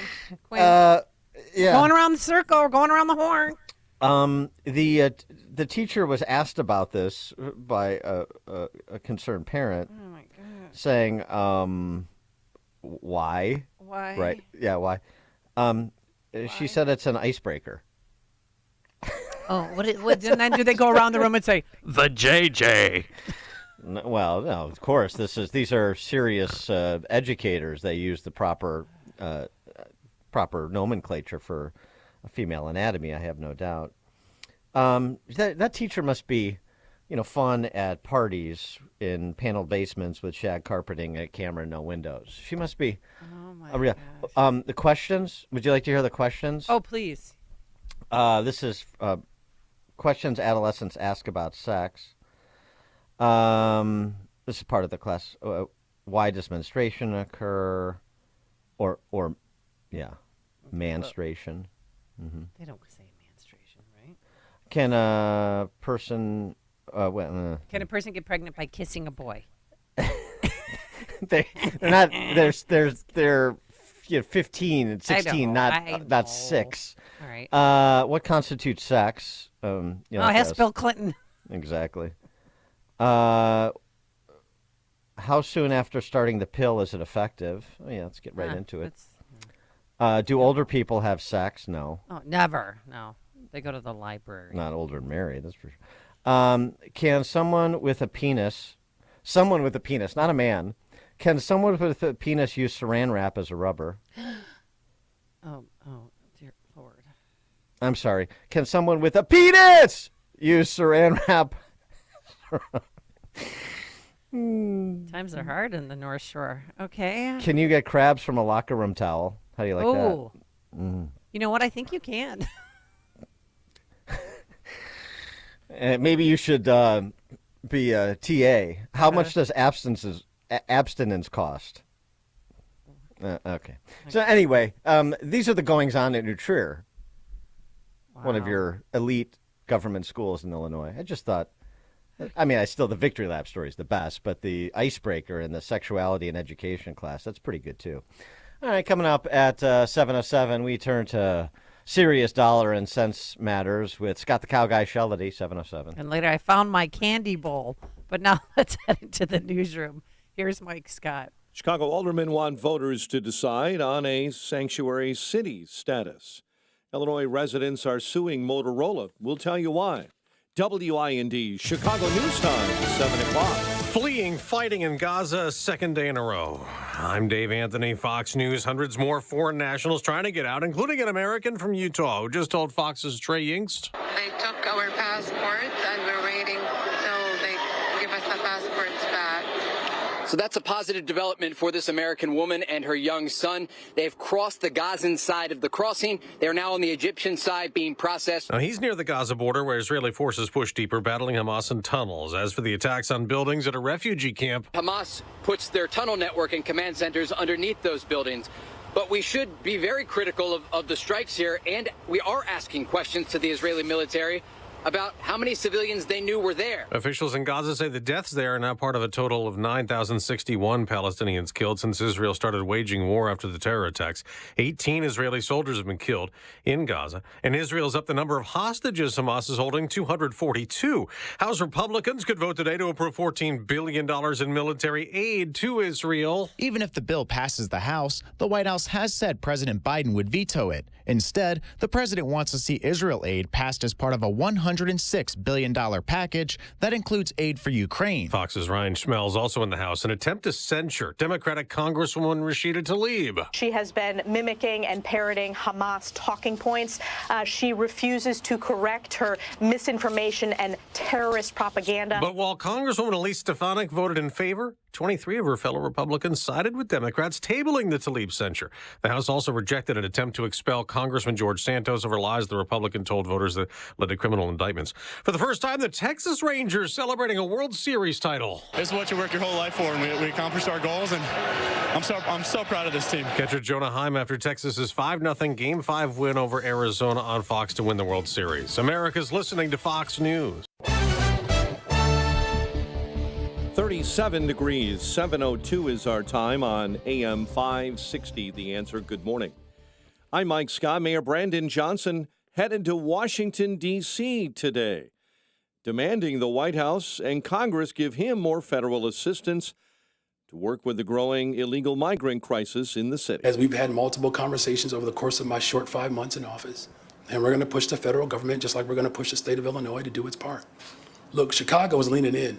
We have borne the brunt of the responsibility here. That's not an equitable distribution of how government should cooperate. Johnson will be joined by the mayors of New York, Denver, Houston, and Los Angeles.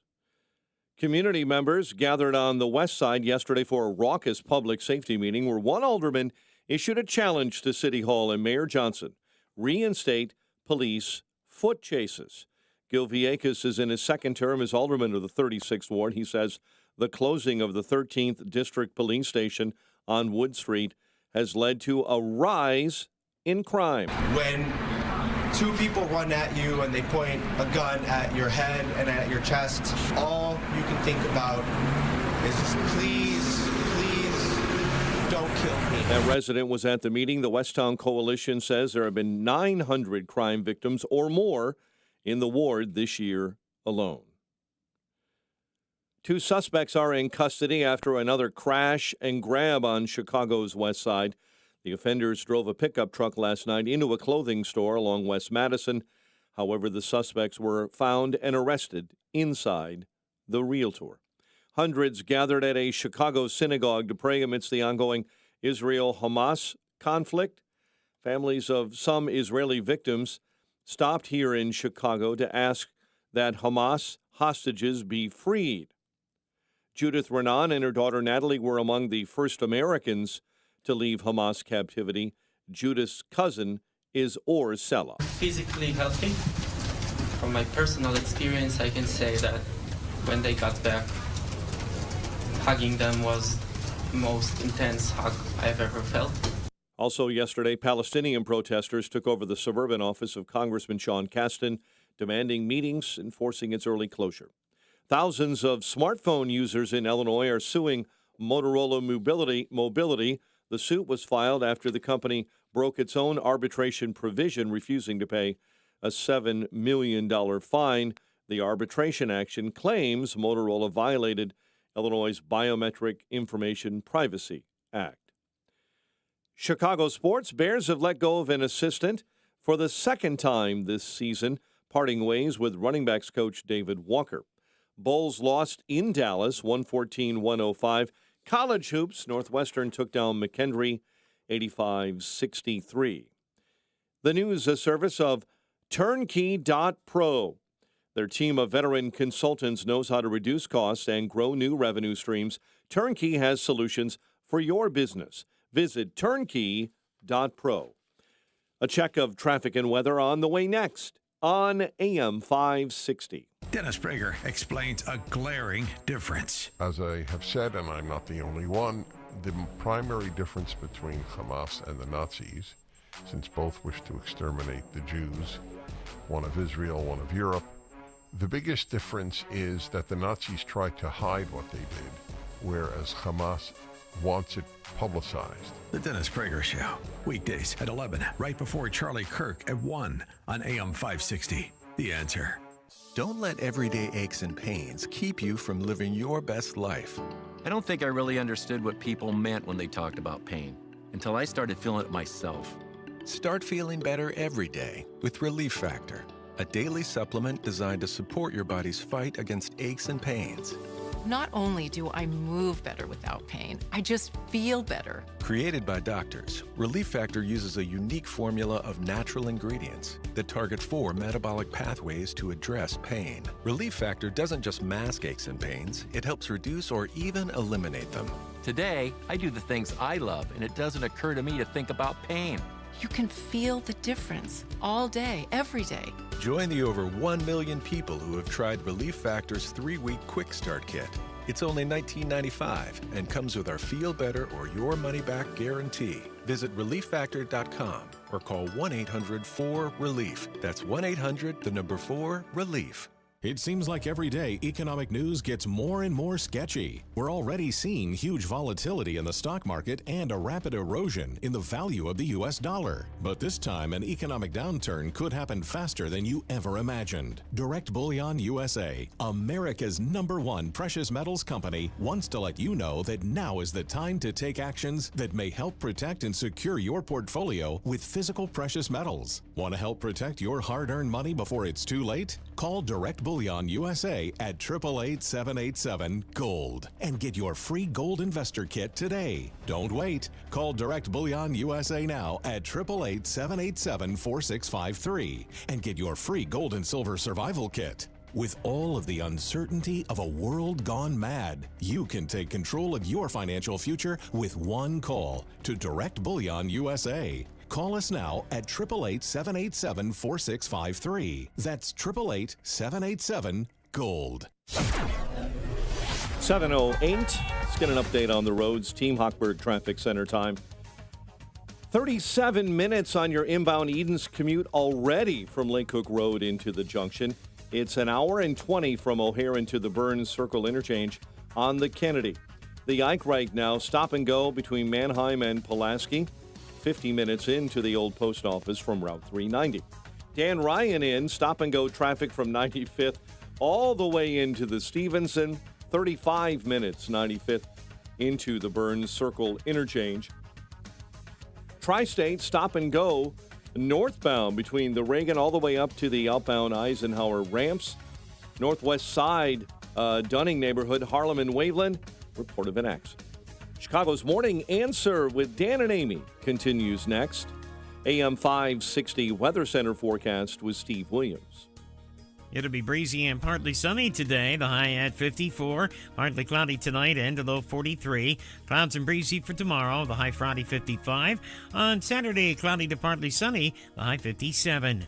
I'm Steve Williams on AM 560, The Answer. It is 37 at O'Hare, next news 7:30, and Chicago's Morning Answer continues next on AM 560, The Answer. This hourly segment is brought to you by Health Quest Radio with Dr. David Kolbaba. Saturday mornings at 11. Visit healthquestradio.com. Now, from the Signature Bank Studios,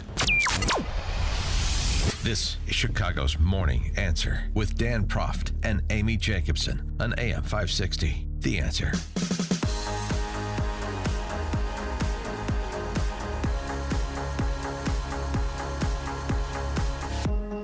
Top of the morning, Dan and Amy.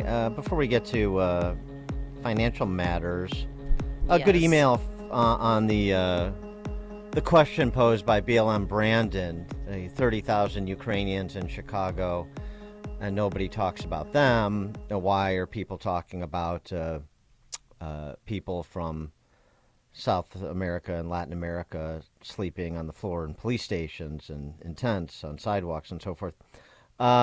This email: the Ukrainian immigrants fleeing the war are required to have sponsors who will guarantee housing and support for them. Oh, what a concept. That's why many of them start out living with family and friends who are already living here. They tend to be highly educated. At my church, we have people who are engineers, pharmacists, college professors, social workers, teachers. The Ukrainian community has been very supportive of the new arrivals, helping them file for work visas, driver's license, and so forth.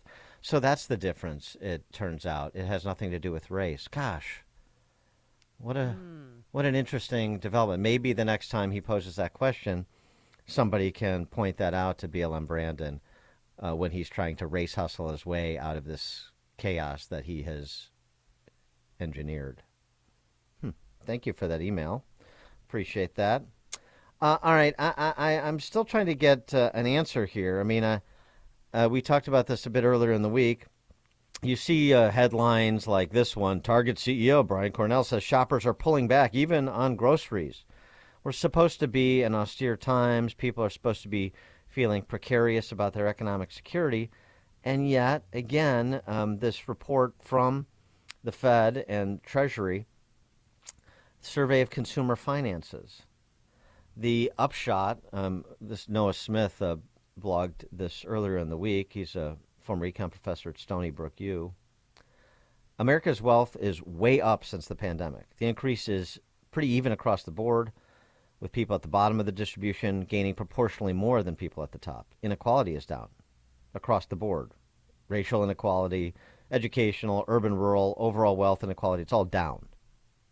Debt is much less of a problem.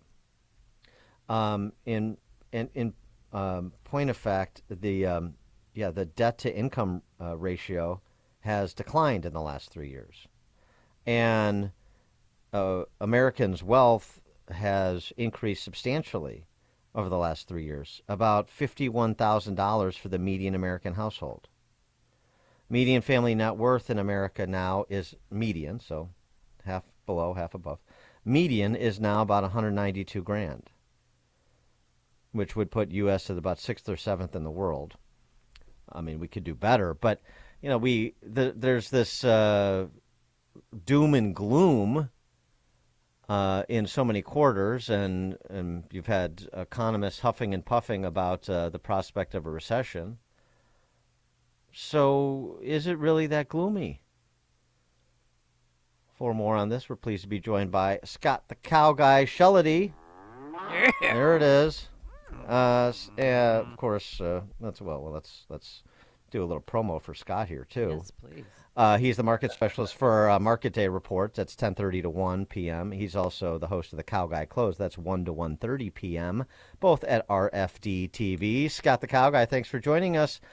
You know, you're not necessarily Sally Sunshine all the time, so what do you make of those numbers? You go ahead and believe them. You can, sit down and feed yourself all you want. But the stuff that really matters, like delinquencies on auto loans, foreclosures, credit card balances, all the stuff that is real, that comes across the desk is flashing yellow or red about we should really start to pay attention. And oh, by the way, there's this other issue that they didn't give you a report on, and that's how much money we're spending and what the deficit's going to ultimately do to the American household. Because as you probably our spending on military every year is around $800 billion and change. Next year, the debt service, so just the interest we pay on the money that we're borrowing, will eclipse that number. It'll be in the high 800s, maybe 900. We're going to be in $1 trillion very soon. So all of those people out there that are marching and protesting against government spending on military, I wonder if they're going to march and protest about the government spending on the debt service. Because we're coming into a position here where we're rolling over 1% debt, which is expiring, and having to reborrow at 5%. And I'm telling you, it's DEFCON 4 when it comes to we should be worried about it. Now, Well, I mean, the government pays that. I mean, all I care about is looking at the ticker and seeing that irrepressible market continue to, bump up pretty nicely, and so that my 401k is doing all right. It's recovered over the last 3 years, recovered and then some. My home value is up 20%. I mean, everything is rosy. Okay, well, try to sell your house for that 20% higher. There's no he can because he lives in Naples, but we can't here in Chicago. There's a big difference. Right. You can't sell it for 20% lower there. Anyway, go ahead. I'm sorry. Go ahead. Exactly. Well, so these things look nice on the surface, but when you want to get into the meat of things, we're definitely in some very dire times now. It's the people on the left. They're going to tell you that Bidenomics is working and it's fantastic, but you've got the Big Mac meal now has eclipsed $18 in Connecticut. $18. I mean, we've got what's happening in California with Newsom driving up minimum wage to passing a law to make it $20. Chipotle and McDonald's just rolled over and acquiesced this week. I'm telling you, it's very difficult. You might think that your home value is high. Try to sell it. You might think, look at, and there's no way that you're going to be able to tell me that the government's going to come out and say that the wealth is better when we have an all-time record high in credit card debt. Here's what the bottom line is, okay? When I talk to the wealth managers and the people that I talk to on my show, the reason why the American consumer has not totally cracked yet because they have started to suck some wind here. They're on fumes. They've gone through they've gone through all their savings. The savings rate's at an all-time record low, by the way. You've got credit card debt at an all-time record high, over $1 trillion in the country. They went for the home equity lines of credit until interest rates started to pop on them, and they couldn't do that anymore. And 30% of people that have a retirement account have rated it for an emergency loan. And so you can see the CFO of McDonald's and the CFO of Costco and the CFO of Kroger, a big grocery chain, all seeing that the consumer, now we're talking about food. The consumer is now starting to spend less, or at least go down the value chain when it comes to protein, and buying cheaper things. So we are now in a situation where these pension guys that I talk to have said that the reason why they believe that the American consumer is still spending is because mortgage rates are 8%. They can't buy a house. The things that you buy and use every day are up more than 20% when it comes to Biden inflation.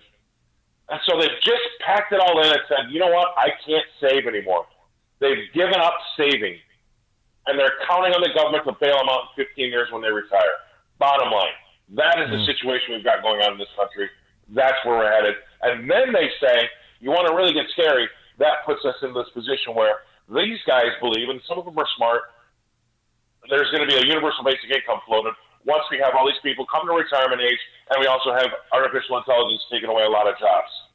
I mean, I don't see a really great path going forward. Stanley Druckenmiller, who I really like, he says that we're in a dire straits as well, and it's probably not going to happen for another 3 or 4 years. Everybody's got the timing wrong. But this debt situation with the government and how quickly that's going up because interest rates have gone up is really going to break the back of the American consumer and small business. Was there any good news yesterday that the Federal Reserve, held interest rates steady? Well, our Fed, we're at 5.25 to 5.5. That's the range that they've held everything steady at. I'm telling you right now, though, we at 13, 14 years, we were at zero. How about this? About 15 years ago, about 5 years ago, we had a total of $16 trillion in the world of negatively priced debt. I mean, the world was trying to spur spending on by actually giving people loans at a negative rate, so they had to pay back less than they took out. That's how badly they were trying to get people to spend.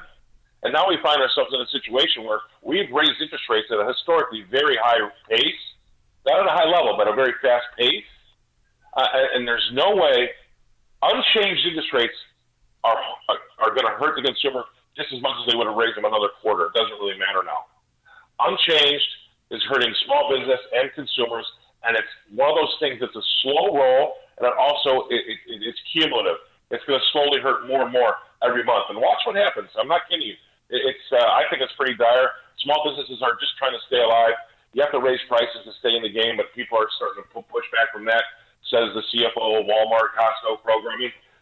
I tell you, I truly do try to find a way to find something positive in the situation, but I tell you what, I would hate to be running for office on the back of the fact of these numbers. I really would. You think the Fed is done raising rates? They're going to hold serve and see how things work out over the next several months? Well, I think it's going to be hard for them to raise rates going into Christmas. I mean, even they'll say that they're agnostic and they don't think about that stuff, but they do. Okay. And the things that the Fed looks at, though, I think are problematic. Number one, they look at the unemployment rate, and you know what? I think this unemployment rate is suffering from COVID ills, and it's going to take another 2 or 3 years for us to kind of come out of it and get a real true handle on it, because there's so many part-time jobs and so many second and third jobs in that number that it's really, I don't believe, a true reflection, and it's going to take some time to come through the system because of what we did to this economy in 2020. And the other thing that they look at is this JOLTS number, this job openings number, which I'm not a big one of. I've never really looked at it, but that's another one where if you're, all the jobs out there that people want, the job openings versus people that are looking, that's still at a pretty hot rate. And then you've got, say, inflation with crude oil. As crude oil goes up because of the problems in the Middle East, all of those things are inflationary. And then lastly, you got the UAW settling for 40% or 25% wage increases, as well as UPS, as well as American Airlines. All that wage price pressure is also going to push up inflation in some areas, as well as the $20 an hour in California. There's going to be things that the Fed looks at that could say to them, you know what, we need to raise again. But the American consumer and small business just can't handle it. I'm looking at investors.com right now, Investors Business Daily. Dow rally continues. We're going to rally right through the end of the year, I presume. All right. I mean, what's your handle on the market? All these predictions about a pullback or a correction in the fourth quarter or the first quarter of next year. Do you subscribe to those predictions? No. I think that a 5% interest rate on 2-year money or 3-month money is a much better bet right now when you wait to see what happens with the Middle East, China, Taiwan, Russia, Ukraine, our own economy. when the government's going to give you 5% interest and a tax break to sit out on the sidelines and wait and see what happens. I think that's a fantastic alternative at this moment in time. It hasn't been there for a long time, so people aren't used to it. But the average return on the stock market over the last 50 years is like 7%. So you're just underneath that to sit it out for a little while and wait to see what happens. Because I tell you, the best piece of research I've read this week was written by somebody that said, go back and read what was going on in 2008, the summer of 2008. Nobody saw what was coming. They were still saying the same things that you're saying right now about it's rosy, get in the market, everything's fine. So these types of things, again, are cumulative. It's like what Hemingway said about, bankruptcy. It starts off really slow, but all of a sudden it's all at once.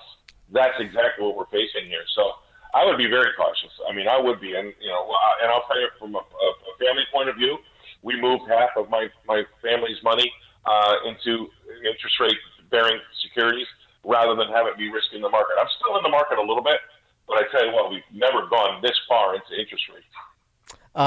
Bitcoin.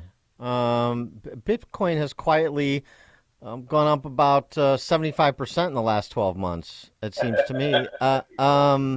So what's the dynamic with crypto? I mean, against the backdrop of the Sam Bankman-Fried the criminal trial, of course, the irony. But what about Bitcoin and crypto? All right, well, I'll start off with Bitcoin by saying that, it's at 35,000 and change this morning. The high was 67,000, though. Wow. Yeah, but it was down under 20 a year ago.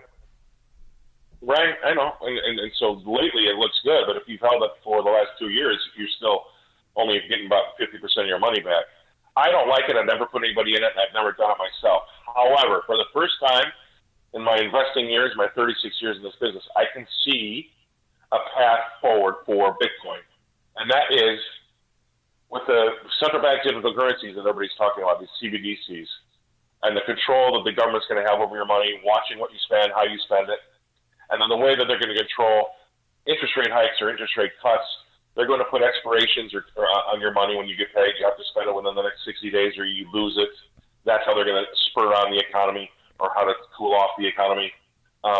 There is a reason, that's a good reason, why you might want to keep your money or go into Bitcoin. And the other one is if, depending on how this election plays out, Dan and Amy, I mean, you could see the next 12 months, if you've got a sitting president that puts another president in jail that's running for office, and what that looks like to our country and the Western world, there's going to be some people that get a little bit nervous and want to put their money in Bitcoin, not even the dollar. So I see 1.5 reasons why you might start to want to think about Bitcoin. The biggest one being central bank digital currencies, and the second one being some unrest, depending on what happens with Donald Trump and his legal issues. Scott, I remember when you were able to predict that President Trump, then candidate Trump, was going to win the election. What are you predicting this time around? I can't predict because there's so many things that, they're not letting nature take over, right? This administration has broken the laws of nature at every single turn. They try to tell you that, defunding the police was going to make you safer. They're going to try to tell you that having no border is more equitable. I mean, everything they tell you breaks the laws of nature. Now they're doing it again with the election, and I don't have a good feel because it's not happening naturally. I don't know what happens with the courts. I can't predict that. And I think it's really perverse to watch this play out when it comes to Republicans because all these debates are running for who's going to be the second ugliest girl, at the wedding. I mean, I don't understand. Whatever happens to Donald Trump, I know that's why DeSantis or whomever's going to stick to it, seeing what happens if there's an existential threat with him and he has to take himself out. But it's very, very odd. I don't see the country, though, going in the same direction, re-electing Biden. So they might re-elect a Gavin Newsom, but I don't see him re-electing Biden. I think he's done, but that doesn't mean the Democrats don't retain. Scott, the host of the Cow Guy Close, 1 to 1:30 p.m., both at RFD TV. Scott, the Cow Guy, thanks as always. Appreciate it. All right, man. Have a great weekend. Thanks. You too. And he joined us on our turnkey.pro answer line. Listen to Dan and Amy on your smartphone. Download the AM560 mobile app today at 560theanswer.com/mobile. Hey, business owners, are you wondering how to grow your business? Do you need cash flow and a ready source for financing? Well, Signature Bank can help. Hi, Mike Gallagher here to let you know that Signature Bank's loan decisions are made locally by a team who knows your name, cares about your business, and is invested in your success. When you need advice about your business or even have a question, Signature Bank is there to help. There are no handoffs or call centers. This is a team that wants to get to know you and your business. That's why Signature Bank in Chicago is my bank. That's right. I'm a customer. When I call, someone picks up the phone on the other end. And with Signature Bank, I can securely bank anywhere, anytime. Reach out to my friends at Signature Bank. Call 773-467-5630. That's 773-467-5630, or visit them online at signaturebank.bank. Signaturebank.bank. Your business could be Signature Bank's next success story. Member FDIC, Equal Housing Lender. Did you know most vitamin supplements have a warning label on the back? That's because without the synergy of thousands of nutrients working together that are found naturally in whole fruits and vegetables, vitamins are not balanced. This is why Balance of Nature only uses whole fruits and vegetables, no isolates or synthetic vitamins of any kind. We take a variety of 31 of the highest quality fruits and vegetables and remove the water without changing the rich chemistry. It's then ground to a powder, blended to perfection, and encapsulated, preserving the nutrients and making it easy to get the fruits and vegetables you need. So even though Balance of Nature comes in a capsule and looks like a vitamin, it's very different. Start your journey to better health with Balance of Nature. Go to balanceofnature.com to get 35% off your first preferred order and get this special offer by using discount code CHICAGO.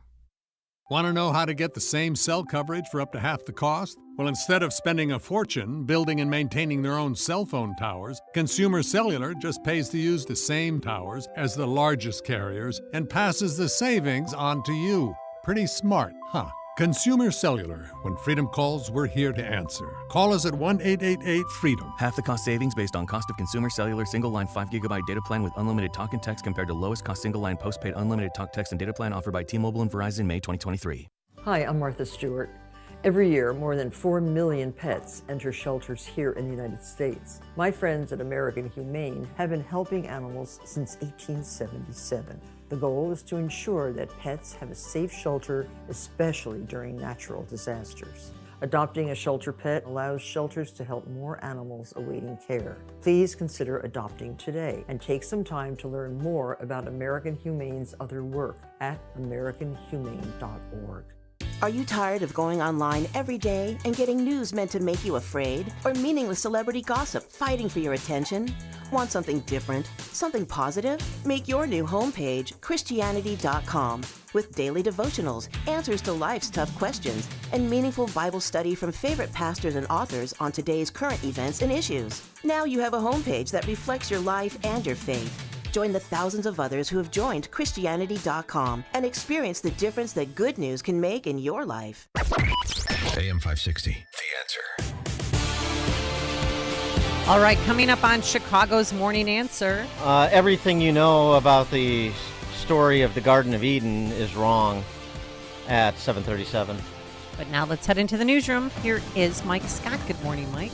Dan and Amy, we have 38 degrees at 7:31. Mayor Brandon Johnson headed to the nation's capital today, asking the White House and Congress for more federal assistance with the growing migrant crisis in Chicago. As we've had multiple conversations over the course of my short 5 months in office, and we're going to push the federal government just like we're going to push the state of Illinois to do its part. Look, Chicago is leaning in. We have borne the brunt of the responsibility here. That's not an equitable distribution of how government should cooperate. Johnson giving his opinion yesterday. He'll be joined by mayors from New York and Los Angeles and others, and getting help from Governor J.B. Pritzker, who told reporters yesterday that the feds need to do more. There are other places in the country they can go, and the federal government ought to be helping to, manage the logistics so people go to places where they, can survive through the winter. Hundreds of Americans could soon be leaving the Gaza Strip through a border crossing with Egypt. The Gaza Border Crossing Authority issued a new list of passport holders overnight who've been approved for departure. That as the battle rages on as Israel expands its ground operation. Fox's Trey Yingst has more from southern Israel. The Israelis confirming they lost yet another one of their own operating inside the Strip this week. This was a lieutenant colonel who was actually one of the first responders to the massacre on October 7th. He went on his own into the town of Be'eri to fight off Hamas militants, and he was killed in a gun battle overnight inside Gaza. The destruction in the Strip is growing. We've been watching as Israeli artillery units pound these fields on the border between Israel and Gaza, likely an indication there are some tunnel networks there. The Israelis have had a lot of trouble with the Al-Qassam brigades, Hamas's military wing, popping out of tunnels and firing anti-tank guided missiles and RPGs at their forces. The IDF reports that Hamas is still holding over 230 hostages after the October 7 terror attacks. The Texas Rangers are World Series champions for the first time in franchise history, and fans poured into the streets of Dallas after the win. Texas defeating the Diamondbacks 5-0 in Game 5 of the Fall Classic. Corey Seager, your World Series MVP. Chicago police are searching for a missing 5-year-old boy. Kinnear Pettit was last seen Saturday by his mother. Authorities believe he may be with his father, Jasuel Pettit, who also has been reported missing. A Chicago man is accused of striking a state trooper's squad car. It happened on I-94 yesterday morning in the snow and ice. The trooper was handling other weather-related crashes just south of Old Orchard Road when a Toyota failed to move over and struck the state police squad car. The trooper was unhurt. Bulls lost to the Mavericks 114-105. Zach LaVine 22 and a 20-20 night for Nikola Vucevic as well. College hoops, Northwestern took down Division II McKendree 85-63. And the college basketball world is mourning the loss of a legend, Bob Knight, dead at the age of 83. Knight, the 6th winningest coach in Division I men's college basketball history. His first title, Indiana, 1976, that undefeated team. The news, a service of Increase with Pastor Jim Scudder, now heard Sunday mornings at 6:30 on AM 560. And a check of traffic and weather is on the way next on AM 560. Brandon Tatum explains where his heart is. The reason why I'm on the radio is because I say what I want to say. And my objective, my loyalty is to the United States of America. We better fix our own backyard first, or there ain't going to be no conversation about anything else but us crying ourselves to sleep because we did not pay attention. The Officer Tatum Show, weeknights at 7, right before Jay Sekulow at 9 on AM 560. The Answer. Balance of Nature's fruits and vegetables in a capsule, changing the world one life at a time. I'm Carolyn. I have been in private practice of physician's physical therapy for 35 years. And you're going to come in, but breathe. Yep, perfect. I open up at 4 a.m. and I'll go on till 10 a.m. and it's day after day. And as you can see by the equipment here, we are intensely active. People watch, they observe, and people say, Carolyn, what's your secret? And I say it's from proper diet, proper exercise, and of course, through Balance of Nature. I'm 60, but since taking Balance of Nature, I feel the energy level of 27. I've been taking Balance of Nature for several years, and I love it. I endorse it, I believe in it, and I would recommend it. Start your journey to better health with Balance of Nature. Go to balanceofnature.com to get 35% off your first preferred order and get this special offer by using discount code CHICAGO. Homeowners experiencing low water pressure, rusty yellow water, little to no hot water, or pressure so low that showering is difficult? Honey, don't flush. I'm in the shower. These are all symptoms of clogged and corroded galvanized water pipes that are filled with gunk older than you. You should see it. It's disgusting. You drink it, brush your teeth with it, and bathe in it. Yuck. For your family's sake, repipe your home with quality PEX or copper pipes from All Affordable Plumbing. We're your local, family-owned and operated repiping expert. We can repipe your home in 1 to 3 days with minimal disturbance, and we include a lifetime guarantee. And for a limited time, we're offering 12-month no-interest, no-payment financing and a free water heater. So if you have low water pressure, call for a free in-home estimate at 800-NEW-PIPE or visit allaffordable.org. That's 800-NEW-PIPE or visit allaffordable.org. If you have low water pressure, a copper repipe will get you flowing again. Call for a free estimate at 800-NEW-PIPE. That's 800-NEW-PIPE. Make the hiring process work for you. With Indeed's end-to-end hiring solution, you can attract, interview, and hire candidates all from one place. Start at Indeed.com/credit. 7:37. Let's get an update on the roads. In our Team Hochberg Traffic Center, outbound Eden's accident, 2 left lanes blocked between Montrose and Cicero.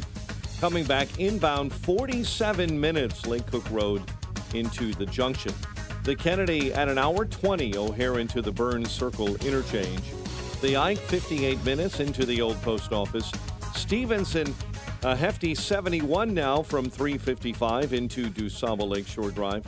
Dan Ryan, stop and go between 95th all the way in to Roosevelt, and an accident on the outbound side of the Dan Ryan at 71st.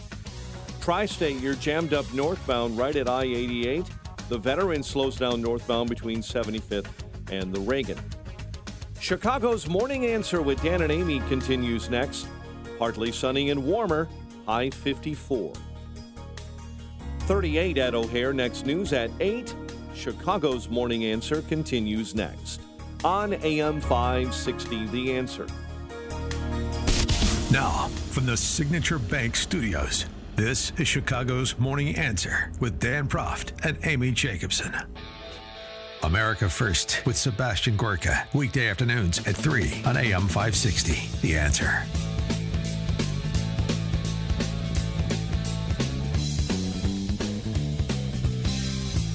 Top of the morning, Dan and Amy. You've familiarized yourself with the story of the Garden of Eden, haven't you? Yes. The Don't you dare eat that apple. The story of Adam and Eve. Mm-hmm. Well, everything you think you know about that story needs to be unlearned. Post haste. Here's a proper 21st century interpretation of that story, for the West at least. Brought to you by Rebecca Todd Peters, who is a minister with the Presbyterian Church, PCUSA.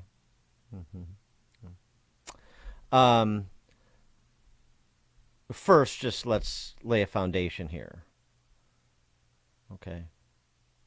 Let's lay the foundation. People often ask me how I can be a feminist and a Christian. My response is that being a feminist Christian is the only way I can be a Christian. The author of 1 Timothy would certainly have considered feminist theologians and female clergy to be disobedient daughters of Eve. And there are a lot of Christians out there who would agree. And that's okay with me. Feminist theology has taught me how to reinterpret Scripture in ways that are healing and life-giving. And I refuse to allow conservative Christians or anyone else to take my God away from me. All right, so you've been put on notice. Now let's get to it. Because we can't let the misogynistic interpretation of the Garden of Eden persist. Can't do it. As a feminist theologian, one of the things that gives me joy is reinterpreting texts that have been used to hurt or control people. Because the God that I know is full of light and life, because the God that I know holds me in my grief and walks with me in my pain, I know that the sacred word of God is not a weapon, nor should it ever be used to harm or shame people. Despite 2 millennia of misogynistic interpretations of Genesis and Eve, there have always been other ways to read this story.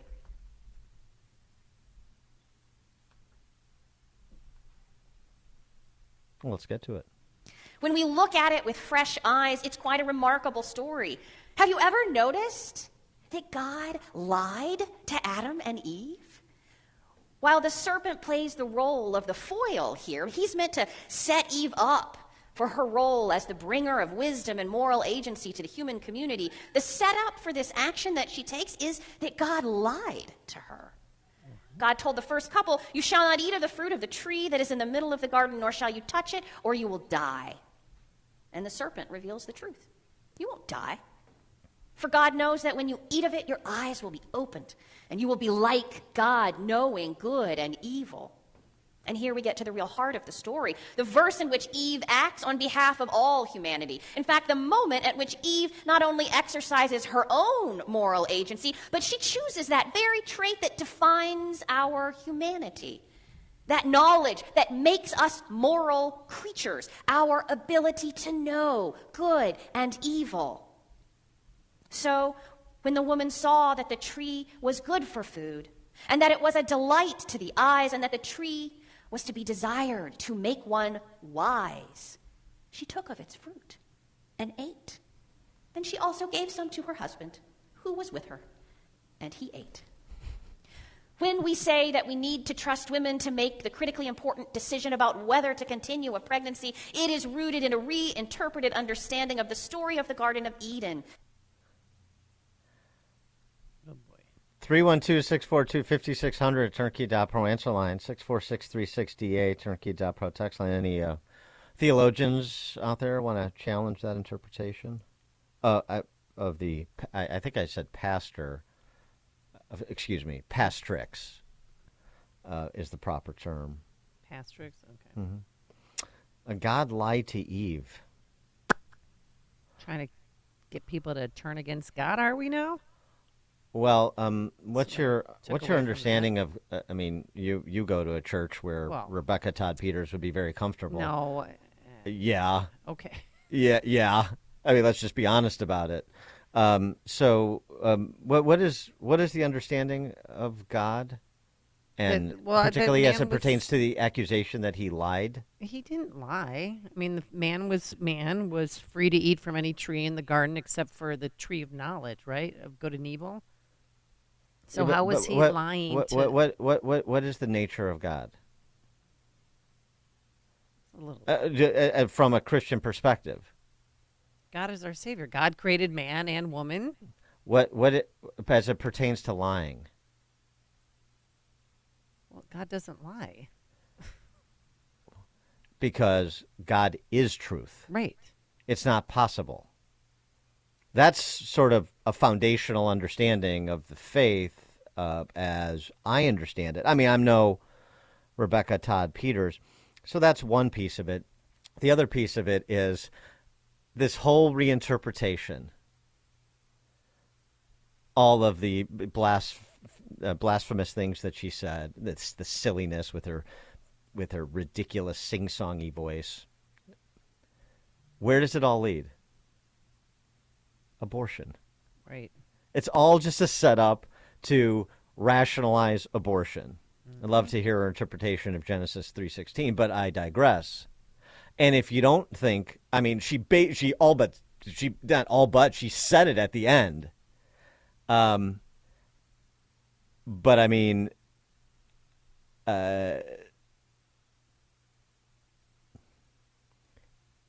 just to confirm it, we've got more Rebecca Todd Peters. Oh, no. That's not her first rodeo.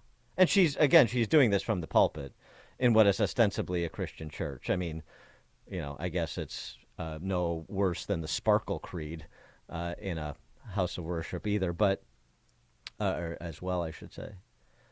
This is another sermon that Rebecca Todd Peters gave on the wonders of abortion while wearing a Planned Parenthood stole. I saw that, yeah. They're talking about abortion. Make them stop. Talking about abortion makes many people profoundly uncomfortable. At dinner parties, in polite conversation with friends and family, and too often in church. Despite many people's profound discomfort with abortion, Images, messaging, and moralizing about abortion are ubiquitous in our culture. Talking fetuses, aggressive bumper stickers, and saccharine billboards quoting scripture and invoking God's wrath pave our streets and plaster our highways. Politicians stump on the issue, and state legislatures spent the last 50 years working to control, regulate, and ultimately overturn Roe v. Wade. Their success was our failure. In the abortion imaginary, all people of faith are against abortion. This imaginary has colonized our minds, traumatizing many people with its toxic theology. And shaping a culture of stigma and shame that has silenced millions of women and people who have had abortions, erasing their voices, their stories, and their witness from the public sphere. As a child of God, I can certainly appreciate the lyrical beauty of this text, as well as the descriptions in Jeremiah and Job of their certain knowledge that God was with them in the womb. I too feel that I am known by God in these ways.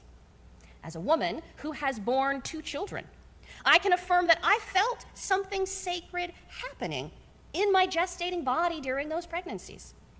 I can also attest that I felt God's presence with me as I made the decision to end 2 pregnancies. And I felt no guilt, no shame, no sin. While the liminal space of my womb and all fertile wombs represents the possibility of creating new life, if pregnancy and gestation are to remain holy mysteries, they require cooperation. A forced pregnancy or birth is not holy. I cannot fathom a God who would imagine otherwise. Shout your abortion from the pulpit. Yeah.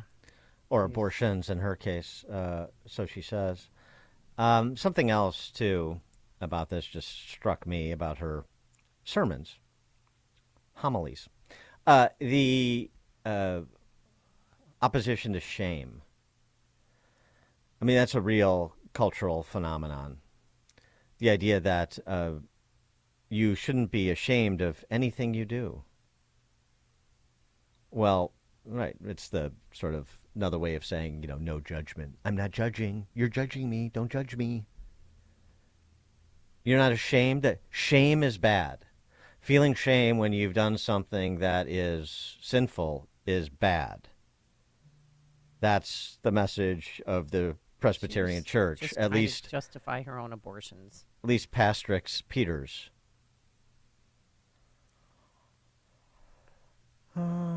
Just trying to justify her abortions. I mean, the cultural disintegration, as we talked about during COVID, we don't talk about it enough, frankly. The cultural disintegration, sure, is perhaps most obviously illustrated by the crack up of the nuclear family and all the horrors that flow from that. But we don't talk enough about disintegration of cities, disintegration of the law and order, the melting down of houses of worship. And the leadership of those faiths helping to melt it down. We have the same thing going on in the Catholic Church with people like Pope Francis and Cardinal Supich. Greg in Schaumburg. Talking about Pope Francis, issued yesterday a document that calls for a paradigm shift in the Catholic theology that takes widespread engagement with contemporary science, culture, and people's lived experience as an essential starting point. I'll skip the Latin on it, but it's a revise of a document. It's called To Promote Theology. I'm just going to read one more paragraph, Dan. Theology can only develop in a culture of dialogue and encounter between different traditions and different knowledge, between different Christian confessions and different religions, openly engaging with everyone, believers and non-believers. That is the typical ambiguity of Pope Francis that is destroying the Catholic Church, and it is leading this world into a immoral abyss. Thanks for the call, Greg. Ralph Rantoul. Hey, good morning. You know, there's so much heresy whenever she opens her mouth. It's just difficult to pick one thing. Besmirching, blaspheming the nature of God, calling him a liar. I don't know why anybody stays in her church. Oh, wait, I know why. Because nobody in her church actually reads the Bible and understands any of it, and they're certainly not going to get it from her heretical mouth. That is a problem with so many of our churches. You may have highlighted her, but that, unfortunately, narcissism and worldly garbage comes out of pastors' mouths all over the place. Yeah. Well, It's horrible to listen to her. It's horrible. Thanks for the call, Ralph. No, that's exactly why we're discussing her, is because she's not unrepresentative. There's a sort of an interfaith church, an interfaith church of sentimentality. And Supich is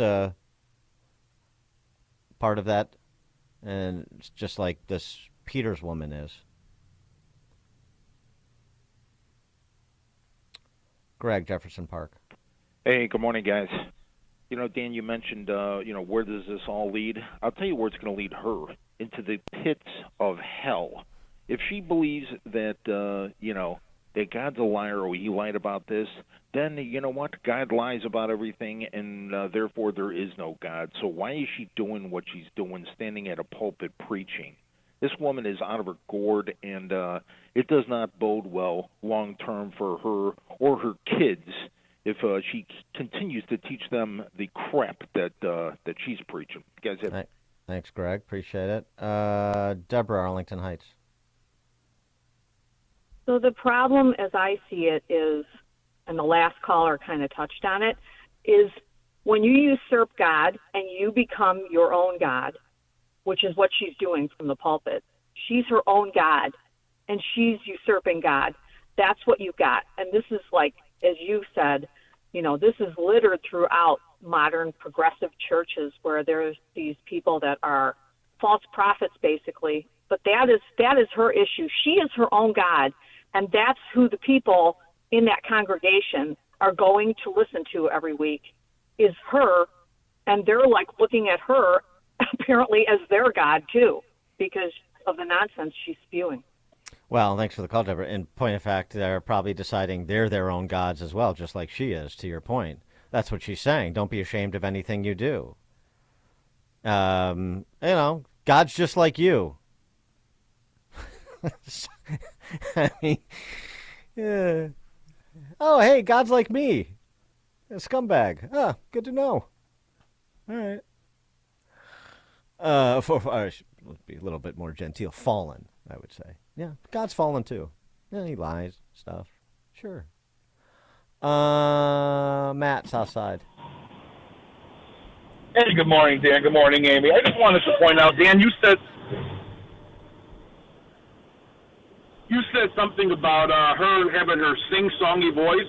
Yeah. And what I don't understand is why every woman who tries to be intelligent and talk down to us, like our vice president, why do they all sound like idiots when they talk? Dan, you care to dive into that one? No, I'm going to pass. Okay, Sasha, Southside. Yes, hi, good morning.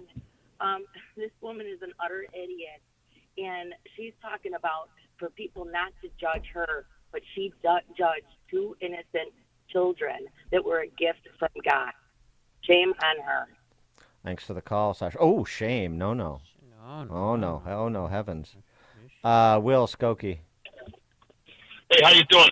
The woman is misquoting scripture. She stated that God said, "Do not eat of it or touch it."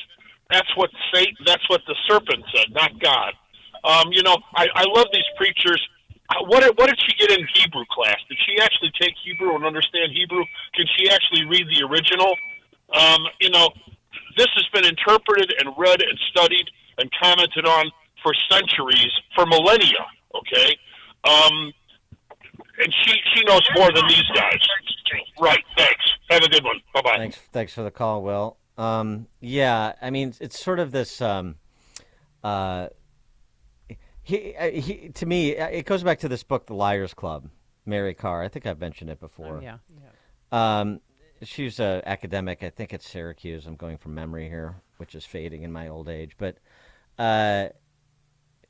she talks about her conversion to Christianity in the book, and she basically said, it took me a long time to recognize that just because it's in my head doesn't make it true. Like if I think it, or doesn't make it true in the sense of good. Just because I think it doesn't make it so. I've got to bump this up against some sort of moral standard that exists outside of me. But this is what people do. I'm a good person. So if I think something is right, then I'm a good person, so that must be good. And this is what she's doing, right? So I'm a good person, and I'm a Christian, which is part of being a good person because I believe in the Beatitudes and being nice to people and helping other people and so on and so forth. So I'm going to bend the word to my views, to what's in between my ears, because I'm a good person. So there can be nothing in the word, which is the truth, that would repudiate me and my decisions because I'm a good person. I do this, I do that, I help people. The idea that there's a moral standard that exists outside of you which doesn't seem like a complicated concept, but it's a bridge too far for, I don't know, a significant percentage, if not a majority of the West.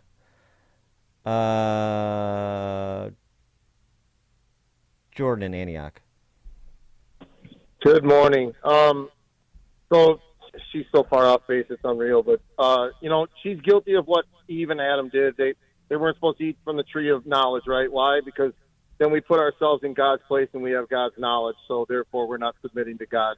She's her own God. That's our original sin. That's the original sin. That's what we're all born into. She should be preaching that and how to get away from that. The other thing is she's a pastor. She should know full and well what the scripture says about how she's to be judged for false teaching her congregation.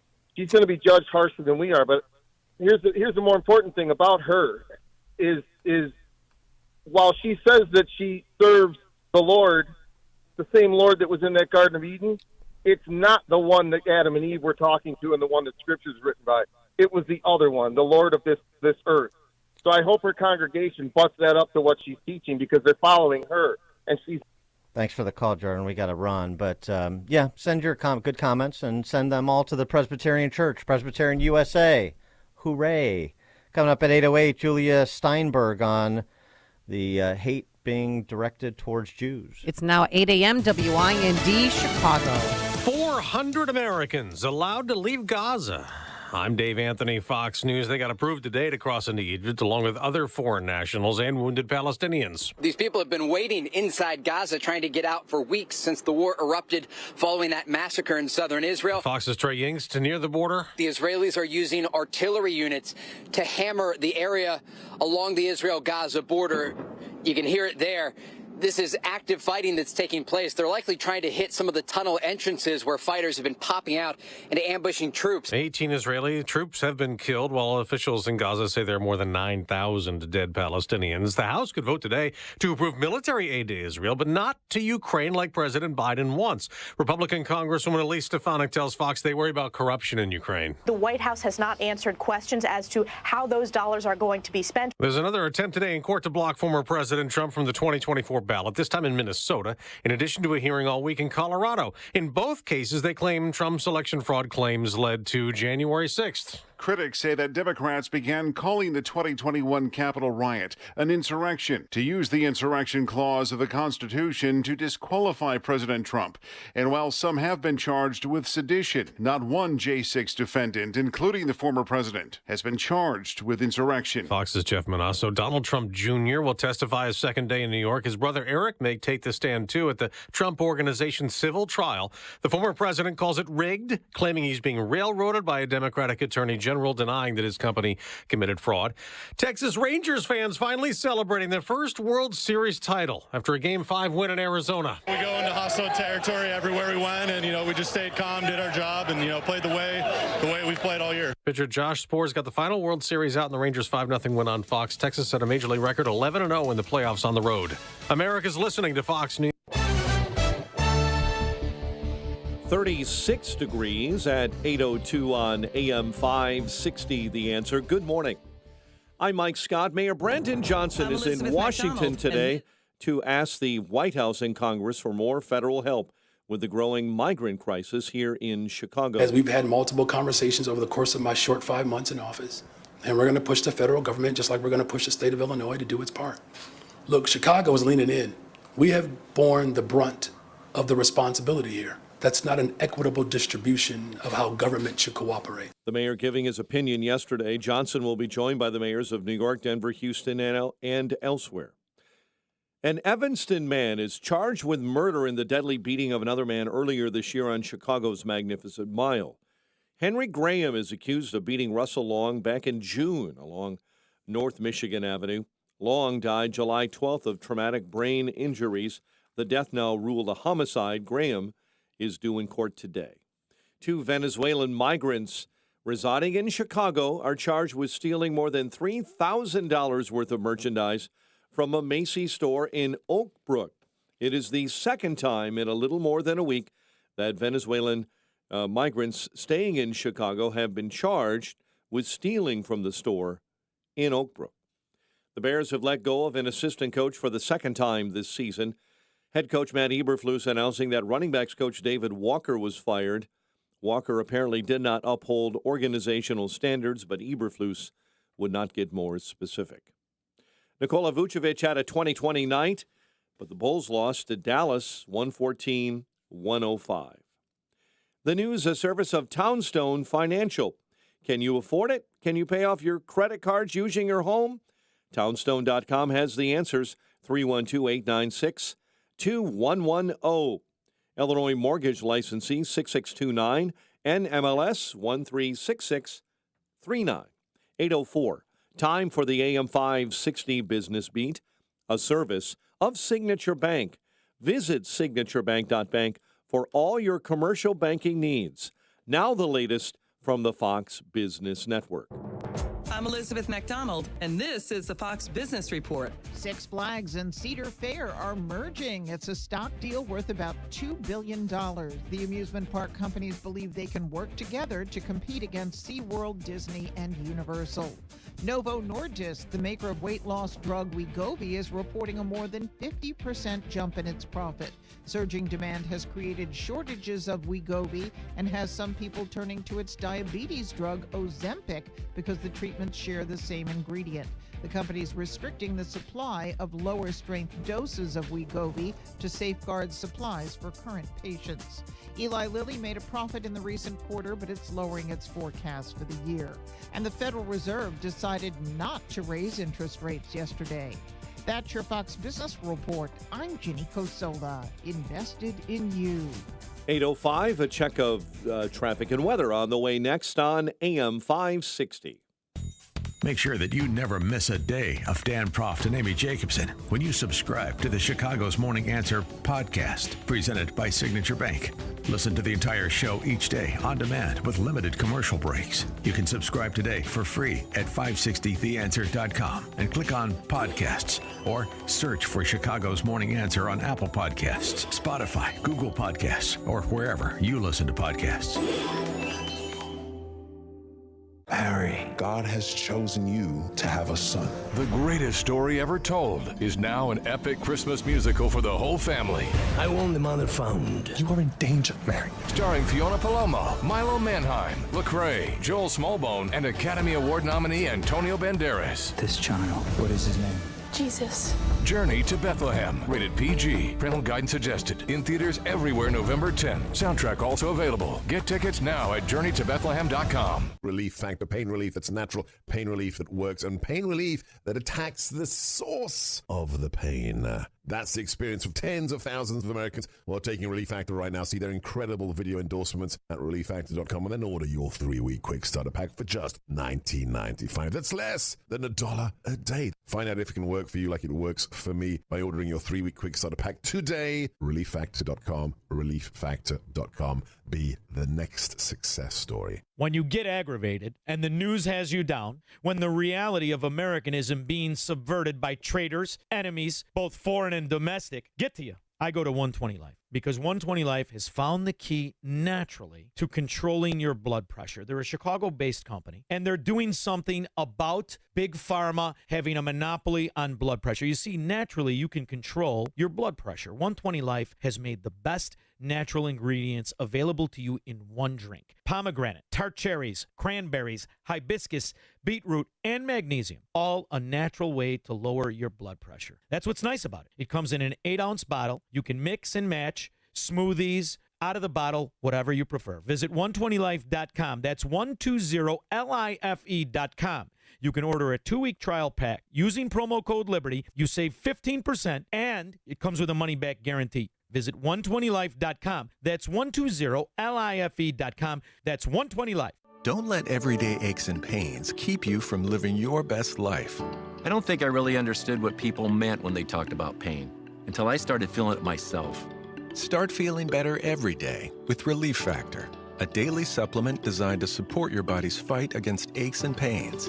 Not only do I move better without pain, I just feel better. Created by doctors, Relief Factor uses a unique formula of natural ingredients that target 4 metabolic pathways to address pain. Relief Factor doesn't just mask aches and pains, it helps reduce or even eliminate them. Today, I do the things I love, and it doesn't occur to me to think about pain. You can feel the difference all day, every day. Join the over 1 million people who have tried Relief Factor's 3-week quick start kit.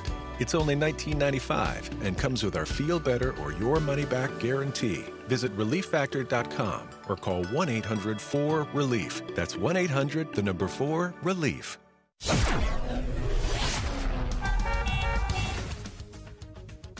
8:08. Let's get an update on the roads. We do that, of course, in the Team Hochberg Traffic Center.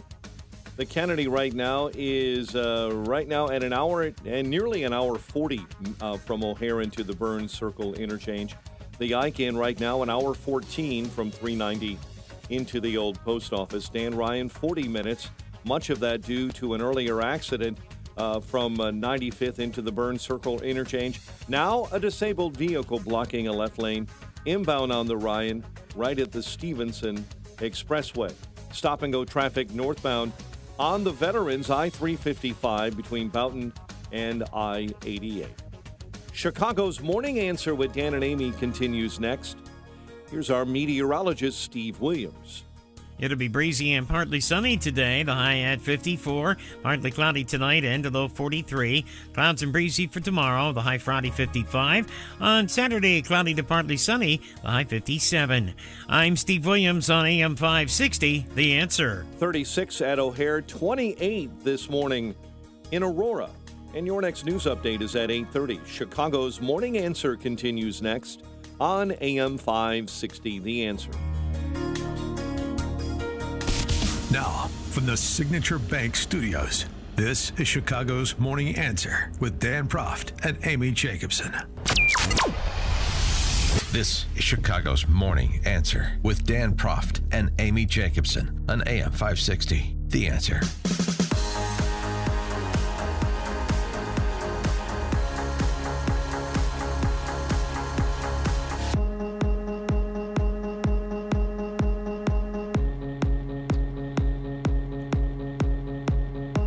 Top of the morning, Dan and Amy. The banality of evil, a phrase coined by Hannah Arendt to describe what took place during the Holocaust. The banality of evil seems to be taking place in many quarters in the West again in response to the Hamas terrorist attack on October 7th. And perhaps the best illustration, even more than the professors who've said just absurd, vile things at Cornell, at Columbia. The moral equivocations by university presidents, like at my alma mater, Mr. Schill, the Dickensian named Schill. But the instance I'm drawn to is this engineering student that was arrested at Cornell. The student. Yeah, the Asian kid. National Merit Scholar. Mm-hmm. Engineering at Cornell. Mentoring other engineering students. That's how bright this kid apparently is. And posting on social media, posting publicly threats to shoot up a dining hall that caters predominantly to kosher diets. Yeah. To slit the throat of any Jewish men he came across. I'm quoting him: rape and kill all the Jew women before they birth more Jewish Hitlers. Yeah, he also threatened to kill kids at the Jewish Living Center, where about 30 students live on campus. And so they had to lock themselves in the library at one point in time. His mom said he suffers from severe depression. That's not depression. Okay. Yeah, I need some help connecting those dots myself. This is a manifestation of depression. I'm not a psychologist, but that seems to not be a very persuasive explanation. And it's so bad that we're just learning this morning that Cornell is canceling their classes tomorrow after anti-Semitic threats. So how does that happen? How does this standout student at whatever high school he went to, National Merit Scholar, he goes to what is allegedly, and I dispute this, but allegedly one of the great institutions of higher education in the Western world, and he becomes that? How does that happen? Perhaps our next guest can provide some insight. She's Julia Steinberg. She's an intern at the Free Press. She's a junior at Stanford University. The Free Press is the outlet Barry Weiss started. And she recently penned a piece, Why My Generation Hates Jews. Julia Steinberg, thanks for joining us. Appreciate it. Thank you so much for having me. I'm excited to be here. Oh, Stanford. That's where they separated the Jewish students from the non-Jewish students in the classroom. Yes, that was in a mandatory first-year class called college. And what happened that day is in two different sections, the lecturer, he wasn't a professor, thank God, but a lecturer hired by the university to teach this freshman class singled out Jewish and Israeli students, and at one point diminished the 6 million Jews killed in the Holocaust. He said, oh, that's not that many. The colonialists have killed more. And I think that's fairly an extreme example of what's become commonplace at universities and even high schools in the United States, which is this obsession with the oppressor-oppressed ideology. And because my peers see that at least some Jews have white skin and that Jews are on average doing better than the median American, that we are oppressors. And therefore, any resistance against the oppressors is justified. In your piece, you talked about your experience in the Great Books program at Stanford. Can you relate that to us? Yeah, so I was in this program called SLE, Structured Liberal Education, and it's honestly an amazing program in some ways. You start out reading the Epic of Gilgamesh, the Odyssey, the Republic, and it's a tour de force of Western intellectual history. However, in the last quarter, in spring quarter, it works in the last 200 years. It's a lot easier for 19-year-olds to disagree about Plato than it is for 19-year-olds to disagree about Marx, or in my case, Franz Fanon, who is one of the authors we read. And in the Free Press, I think yesterday, we published a piece by Eli Lake calling him the prophet of decolonization. And Frantz Fanon, in his works, explicitly supports the idea of violence against a colonial regime under any circumstances. And in my discussion section, 2 years ago or a year and a half ago, I brought issue to this, like having no idea what would happen on October 7th, saying, I think it's a bad idea to blanket approve violence against colonialists or colonizers. And a lot of people in my section disagreed with me. And I think back to that conversation, and I wonder if any of them have changed their mind. And I was talking to a freshman who signed up to be in that program, who lived in that residence hall that's dedicated to the program. And he told me that before the school year even started, he dropped out of the program because he was afraid, as a conservative or as someone who wasn't really an orthodox leftist, he wouldn't be able to talk about his opinions in the way that he really wanted to. Right, and that's Stanford University, another allegedly premier institution of higher education. And so what is campus life like for you there right now? Yeah. Do you feel safe? Definitely hostile. I think a lot of people are on edge. White Plaza, which is one of the main centers for student gathering on campus, there are two sort of like warring demonstrations. There's first the pro-Palestine sit-in. There have been students at this little tent city for, I would say, like 10 days now. It's a good amount of time. You have a Students for Justice, and you have a Students in Justice for Palestine chapter there? I believe so, yes. Mm-hmm. But I don't think everyone who's at the sit-in is affiliated with that. You have a lot of people who sort of just stop by for a night. Yeah, right. But there are people who are really devoted to the cause. So that's one corner of White Plaza. And then in another corner of White Plaza, one of the Jewish communities on campus has set up a Shabbat table mourning the over 230 people kidnapped by Hamas, and with a bunch of Israeli flags near it. So I feel like that encapsulates the warring environment on campus. I think in this last week it's definitely cooled down, but I remember the week after October 7th, I was just so frustrated with a lot of my classmates that I barely left my room. My friends would bring me food because I didn't want to have to go to a dining hall and have the experience of the person in front of me in line at the salad hall or in front of the salad station posted pro-Hamas propaganda on their Instagram stories, which was in fact the case for dozens of my classmates, people I used to say hi to on my way to class. Well, luckily, none of my close friends feel that way. No, tell us what happened during your freshman and sophomore years. You lived in a dorm that served kosher food, and some incidents happened. Yeah, so the same dorm that was home to the Great Books program also has the kosher dining hall on campus. And I don't keep kosher, but a lot of my Jewish friends do. And it's the kosher dining hall on campus because it's the closest proximity to the Hillel, the Jewish center on campus. And during my sophomore year, I was still in that dorm. A Jewish student in my dorm had a whiteboard on his door vandalized with a portrait of Hitler and swastikas.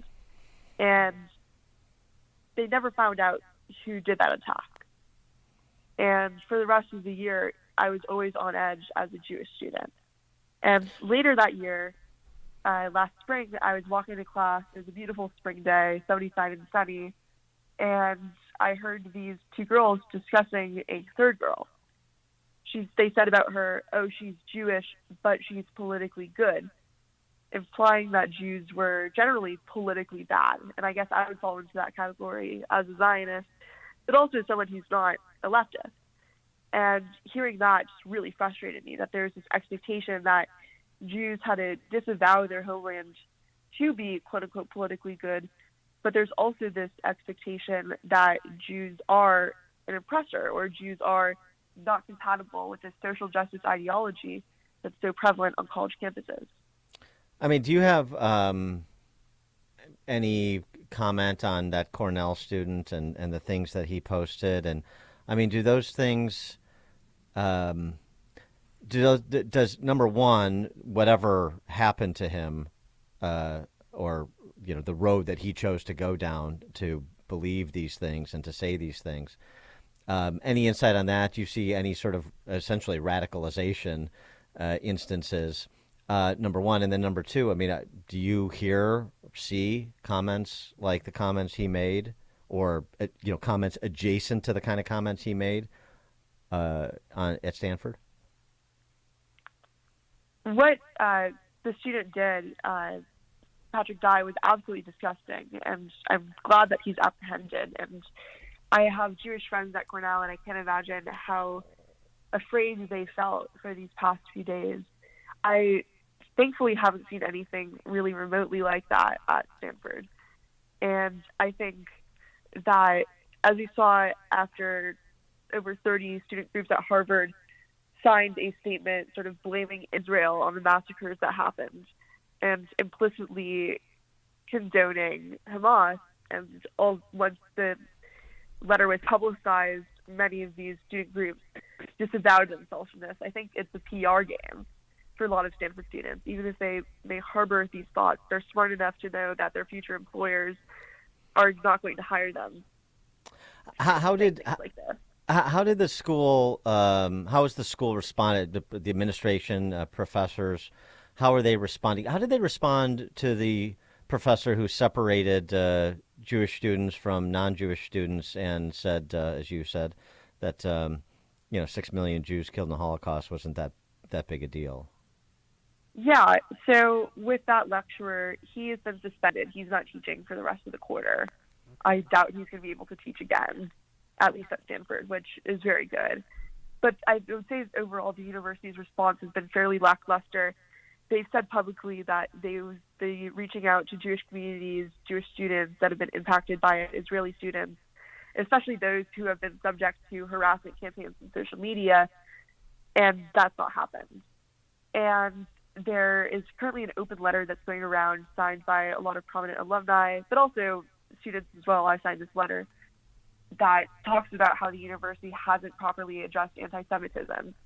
And I think that we've seen this sort of most blatantly from the highest levels of the administration in the response that was given. After Roe v. Wade was overturned, after the war in Ukraine started, it took less than a day, I think, for university responses to be administered, condemning sort of both political situations. And even on things about climate change, they're more than happy to jump to a swift condemnation of the fossil fuel industry or things like this. But when it comes to October 7th, I think they waited until like Wednesday or Thursday of the week after that to issue a statement which condemns terrorism broadly, but they didn't delve into the specific attack. They said we condemn what happened on October 7th as a larger condemnation of terrorism, but they didn't single out this sort of anti-Semitic terror act that did occur. And from what I've heard, Israeli students on campus especially have not been getting really any support. I have a friend who last year was an RA in a freshman dorm and a resident assistant, and one of her residents was Israeli, and he was just called back to serve in the IDF, and she had no idea. And it's sort of crazy to me that the university wouldn't really facilitate residential help for Israeli students who are being called back to serve for the country, or that status isn't really cared about generally. Mm-hmm. Julia Steinberg is an intern at the Free Press. She's also a junior at Stanford. Her piece at the Free Press, Why My Generation Hates Jews. You want to give that a read. Julia Steinberg, thanks so much for joining us, and good luck at school and in your burgeoning journalism career, or commentating career. Thank you so much for having me. I appreciate it. Have a great day. Yep, you too. And she joined us on our turnkey.pro answer line. It's what Chicago is talking about. It's Chicago's Morning Answer with Dan and Amy on AM 560. The Answer. Feel like you're trying to push a boulder uphill wearing skates? If you run or manage a local business today, you're challenged like never before. We get it, and we want to help. We're Salem Surround. We're a full-service marketing agency that'll help you increase your customer base by designing incredibly effective plans to reach your consumers day, night, and everywhere they might be. If you're a local business and want to see what Salem Surround can do for you, visit surroundchicago.com. Remember to visit surroundchicago.com today. Rick Borick, host of Unleash Your Wealth. When the stock market struggles, when inflation is high, you need to start looking through the inventory of all your accounts and say, is every one of these investments working as hard as it could be? Because every month during high inflation that you waste, you're losing 8 or 9% a year. Unleash Your Wealth, Saturday at 7 a.m. and our new time at 2 p.m. here on AM 560, The Answer.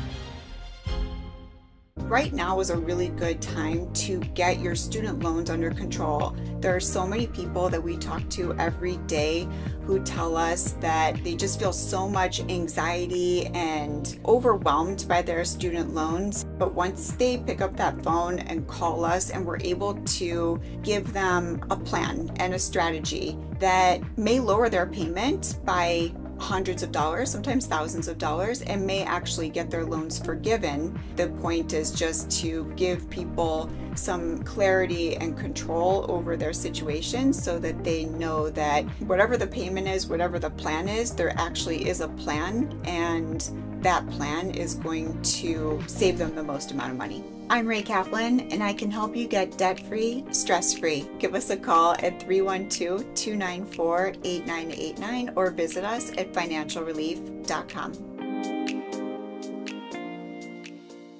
Valparaiso is a growing community that has become a model city for the Midwest. Valparaiso has momentum, and Matt Murphy wants to make sure we keep moving forward. Over the past 4 years, we have prioritized public safety by adding additional police officers, firefighters, and school resource officers, and decreased crime by 11%.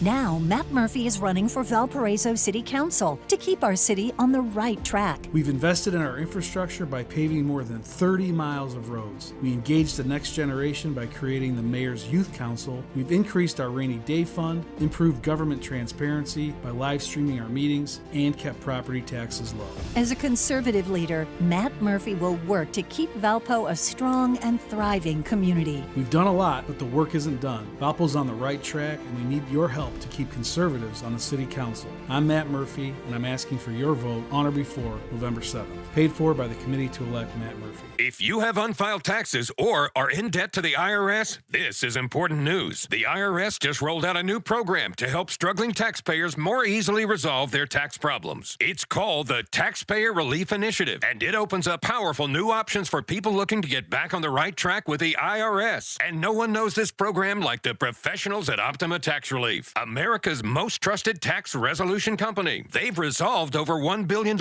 in tax debt for their clients and have the expertise and experience to help you. One easy call to Optima can start the process, helping to put an end to your worries of wage garnishment, asset seizure, and other aggressive IRS actions. Make today the beginning of your fresh start with the IRS. Call the experts at Optima Tax Relief now for your free confidential consultation. Call 800-965-1433. 800-965-1433. 800-965-1433. Optima Tax Relief.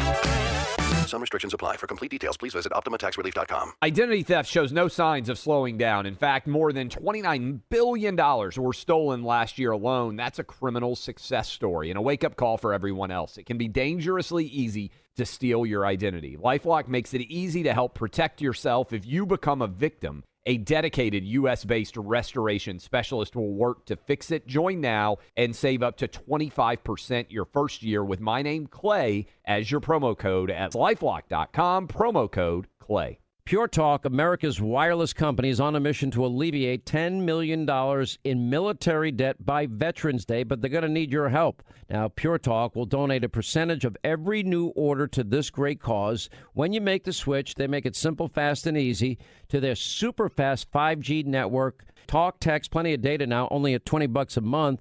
Do it right now. Dial pound 250. Say the keyword SAVE NOW. Make the switch to Pure Talk, and you can help a military member in need. AM 560. The Answer. All right, coming up on Chicago's Morning Answer. We'll talk to our friend, Kentucky State poli-sci professor Will Riley at 8:38. But now into the newsroom we go. Here is Mike Scott. 36 degrees. It's 8:31. Mayor Brandon Johnson on his way to Washington, D.C. At the White House, he'll ask for more federal assistance with the growing migrant crisis in Chicago. As we've had multiple conversations over the course of my short 5 months in office, and we're going to push the federal government just like we're going to push the state of Illinois to do its part. Look, Chicago is leaning in. We have borne the brunt of the responsibility here. That's not an equitable distribution of how government should cooperate. The mayor giving his opinion yesterday. Johnson will be joined by mayors from New York, Denver, and elsewhere, and getting help from Governor J.B. Pritzker, who told reporters yesterday the feds need to do more ahead of winter. There are other places in the country they can go, and the federal government ought to be helping to manage the logistics so people go to places where they can survive through the winter. Hundreds of Americans could be leaving the Gaza Strip today through the border crossing at Rafah with Egypt. Overnight, the Border Crossing Authority issued a new list of passport holders, and the list includes about 400 Americans. One of the 5 former Memphis police officers involved in the death of Tyree Nichols will plead guilty. An attorney for Desmond Mills says he'll be changing his not guilty plea in a hearing later today. First-time claims for unemployment benefits are up 5,000 from the previous week. We'll see if that has an impact on Wall Street later this morning. Chicago police continuing their search for a missing 5-year-old boy. Kinnear Pettit was last seen Saturday by his mother. Authorities believe he may be with his dad, Joshua Pettit, who also has been reported missing.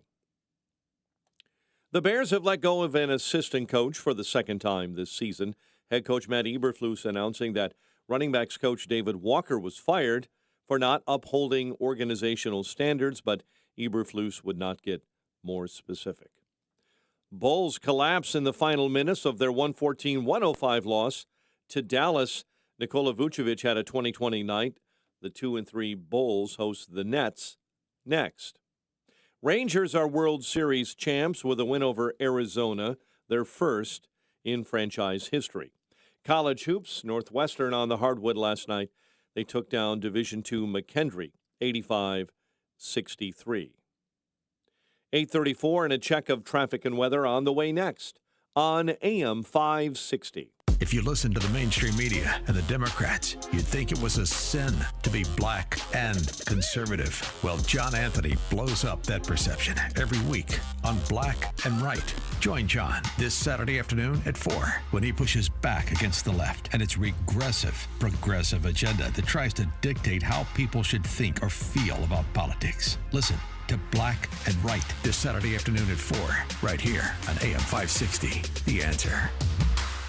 Have you been struggling to find an easy, safe, and secure document scanning solution for Salesforce.com, Microsoft 365, SharePoint, or OnBase by Highland? Your struggle is now over, and it's time to get your documents and operations into the 21st century. With IoT Smart Connected Scanning, it's easy to turn physical paper into digital documents and have them directly uploaded to the cloud with IoT Smart Connected Scanning from IDT. And you don't need a degree in computing or IT to make it happen. Using QR code technology uniquely configured for your specific business, anyone can set the IoT Smart Connected Scanning device up in 5 minutes or less, saving your organization money and valuable time.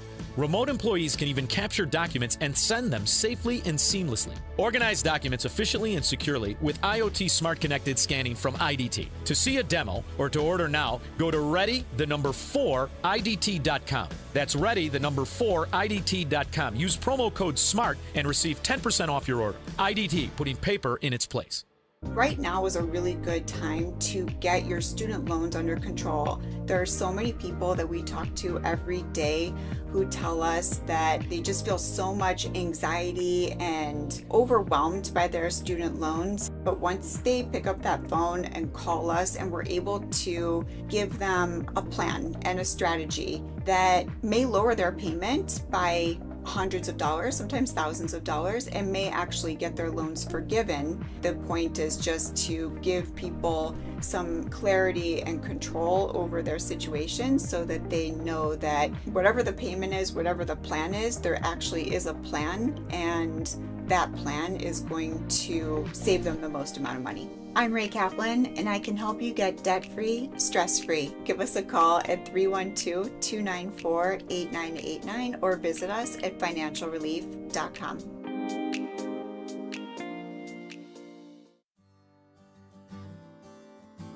Balance of Nature's fruits and vegetables in a capsule, changing the world one life at a time. My name is Ruthie. I love helping people. There's so many people that are down. Sometimes all it takes is a piece of pie to make the sunshine come in their life again. And with the help of Balance of Nature, it's making it more fun and giving me more energy. And I would really like to thank Balance of Nature. These are mine for life. Start your journey to better health with Balance of Nature. Call 1-800-246-8751 or go to balanceofnature.com to get 35% off your first preferred order with free shipping and our money-back guarantee. That's 1-800-246-8751. Go to balanceofnature.com or call 1-800-246-8751 and get this special offer by using discount code CHICAGO.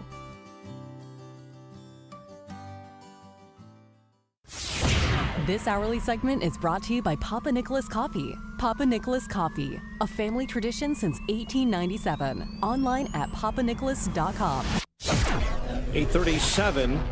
Let's get an update on the roads. A service of Staples stores. Staples holideals mean amazing savings for the holiday season. Save 50% on custom holiday cards and invites, as well as custom photo gifts. Offer ends 12/16.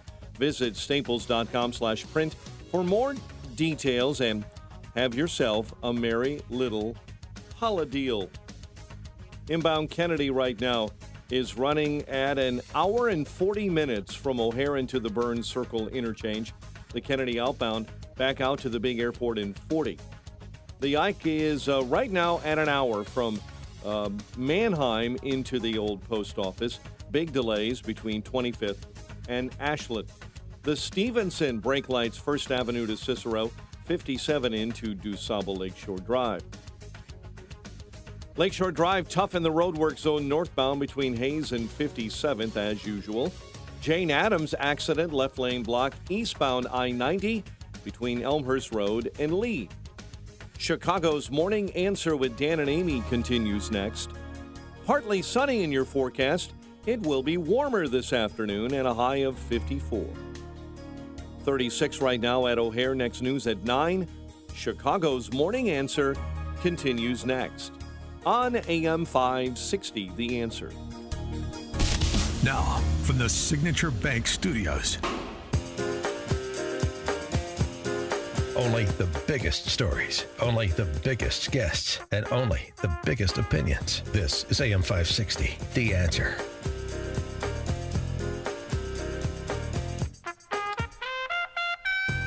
Top of the morning, Dan and Amy.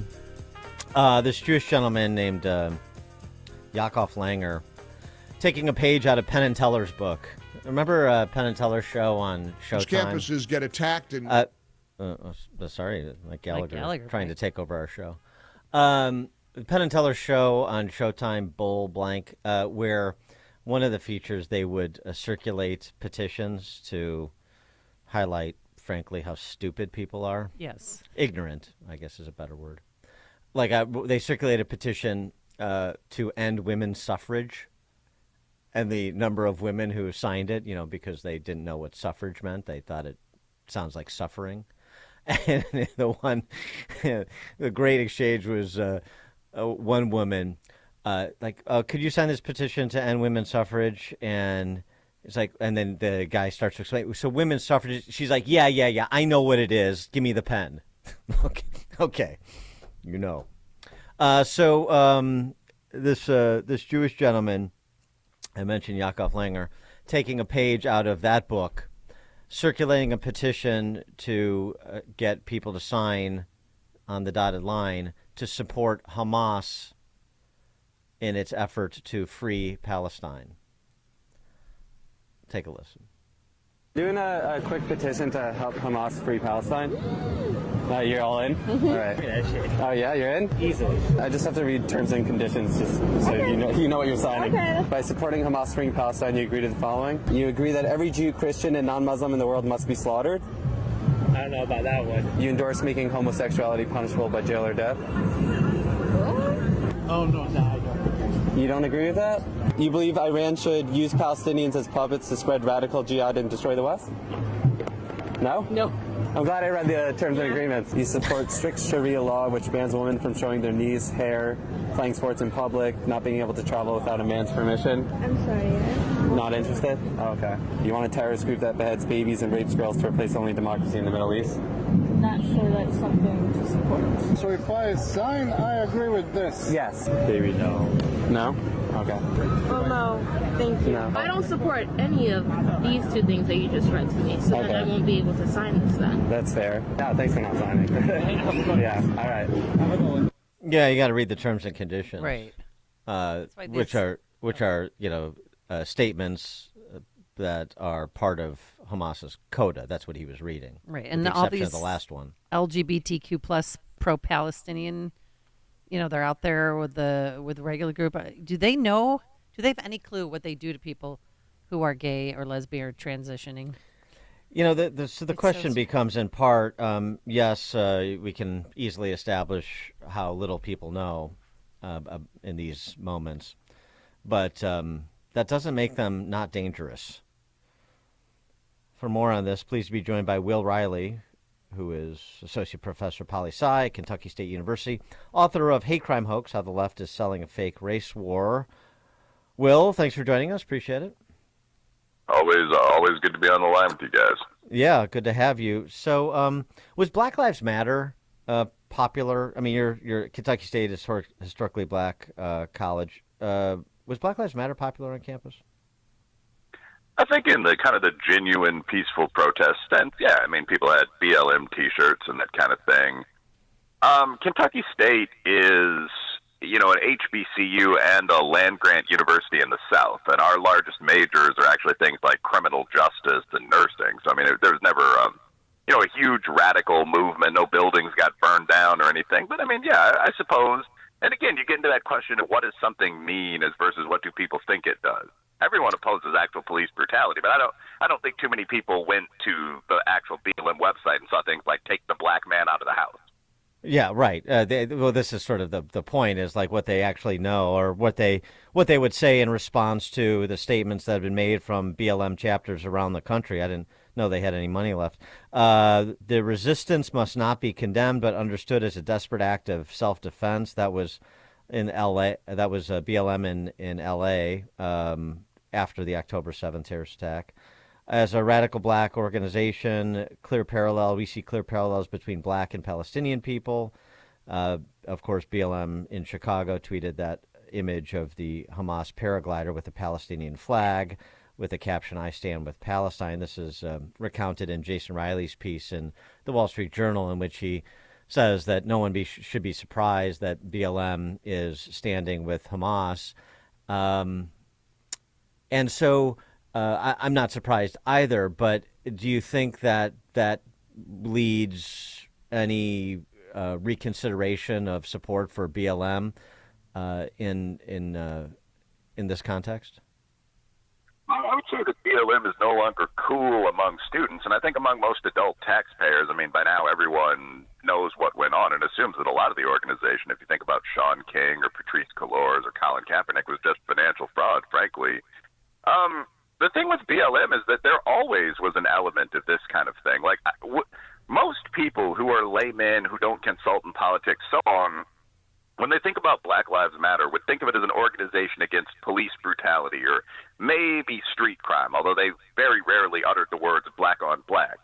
But if you actually, as I did for my book Taboo, check out the Black Lives Matter website and talk to their leadership and this kind of thing, you'll find something very different. I mean, Black Lives Matter was established by 3 radical gay women, and most of their focus throughout the campaign was on black queer rights, was how it would often be phrased, dismantling the nuclear family. most of the money raised by Black Lives Matter, when Spiked Magazine looked at this, I was one of the writers on the piece, was actually given to groups like the Transgender Project. I mean, none of this had much of anything to do with, let's buy body cameras for the cops. And now, I mean, yeah, one of the core principles of the movement was always solidarity with Palestine. I'm not making that up. That's, again, one of like 10 things Yes, on the right. No, we played it too. Yeah. Right. Yeah, but so I mean, but this this is my point. This is my point: is what people don't know about Black Lives Matter, what people don't know about Hamas. But it doesn't. Your ignorance doesn't absolve you.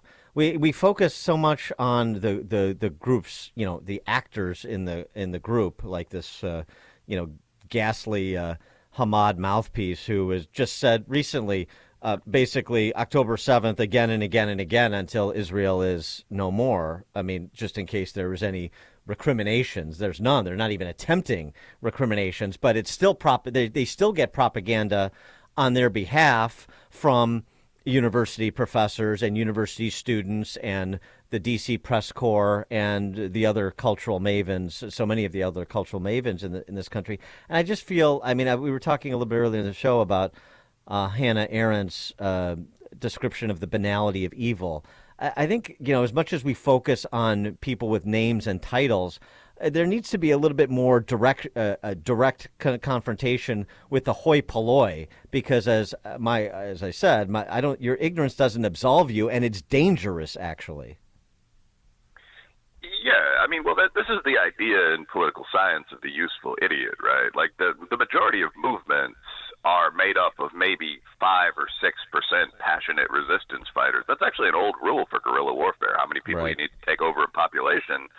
And the rest are just people that sort of like the idea, that like the flag, even when you think of the Symbionese Liberation Army or even the Libertarian Rattlesnake flag. They're just going along. They don't know everything the movement adheres to or supports.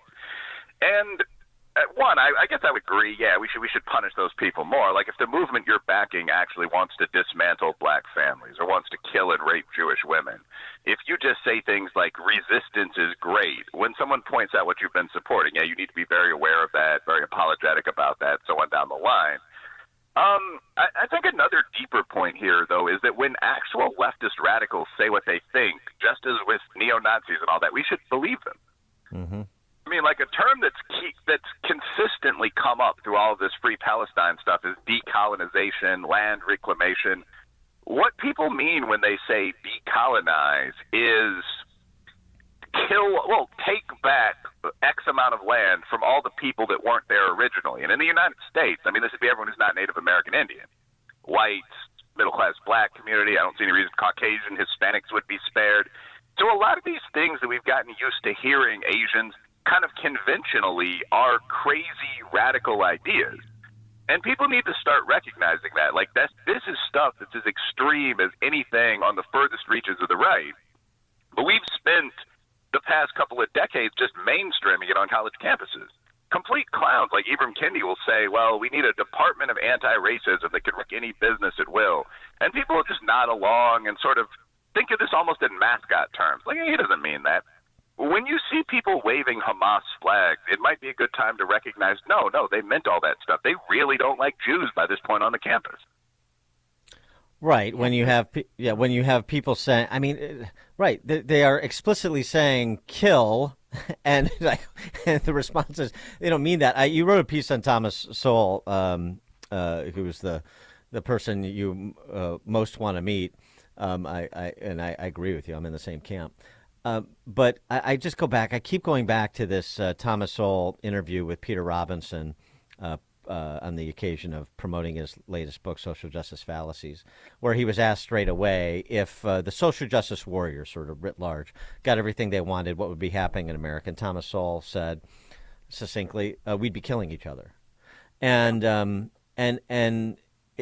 think it's closer than the threat is closer than people appreciate. Yeah, I think that throughout the past 150 years, I don't know how close it is in America, but throughout the past 150 years, we've seen a lot of violent left-wing revolutions and a few violent right-wing revolutions as well. They were almost all pretty unexpected. They almost all took place within a span of about 10 years. The Great Leap Forward, the Cultural Revolution, the Nazis. who are the National Socialist Party, as the saying goes, so on down the line. Yeah, I don't think that's going to happen here, but it's important to realize that the major ideas on the far left are worse than the major ideas on the most extreme right. Like, the actual idea of decolonization would involve killing really large numbers of people. Like getting to total equity, which means equal representation of every ethnic group and both sexes across everything, like that would require taking tens of trillions of dollars in wealth from different people, from the rich, from white, so on down the line. So actually trying that stuff, reparations, very possibly could provoke a war. Like how would Mexican Americans react to some of that? So I think as regular taxpayers, we have to look at this and not just smile and say, oh, those college kids again. You have to think, no, these are pretty serious ideas. Like these organizations issuing these pro-Hamas statements are at Harvard. It's the 34 leading student organizations at Harvard. What's going to happen when they get out of Harvard? What do Harvard grads usually end up doing? Yeah, I mean, Julius Malema, we've talked about him on the show before. I mean, he's leading a stadium full of people in South Africa, Marxist Party head in South Africa, chanting, kill the whitey, kill the farmer. Julius Malema would be welcomed, paid to speak at every Ivy League school, at Northwestern, at Stanford, every elite school, just about, if he wanted to. Yeah, I mean, the song, kill the boer, kill the farmer, it's almost catchy, actually. But yeah, I mean, so the South African Radical Party, their song is an old song from South Africa's race wars called Kill the Boer, and it means exactly what you think it does. It means kill the white guy with a gun on the other side of the battlements. And it's been adopted as a party song. And the reason that you're mentioning this, and the reason this is notable, is that people keep saying this doesn't matter. Like it's some kind of edgy black metaphor that people aren't getting. Like what kill the Boer actually means is resistance against a white-dominated state. And it's like, well, no, the black guys won the war. Like they're in charge. It's been a black-led country for 25 years. No, they're just saying kill the white people. So I think that there's a lot of this kind of intentional delusion. When you listen to mainstream liberals talking about the left, and you hear these crazy comments like, no, Hamas wouldn't rape anyone. Like, I do think there's a lot of intentional, necessary delusion. Like, it's important that we believe this. Otherwise, we might recognize who our allies are.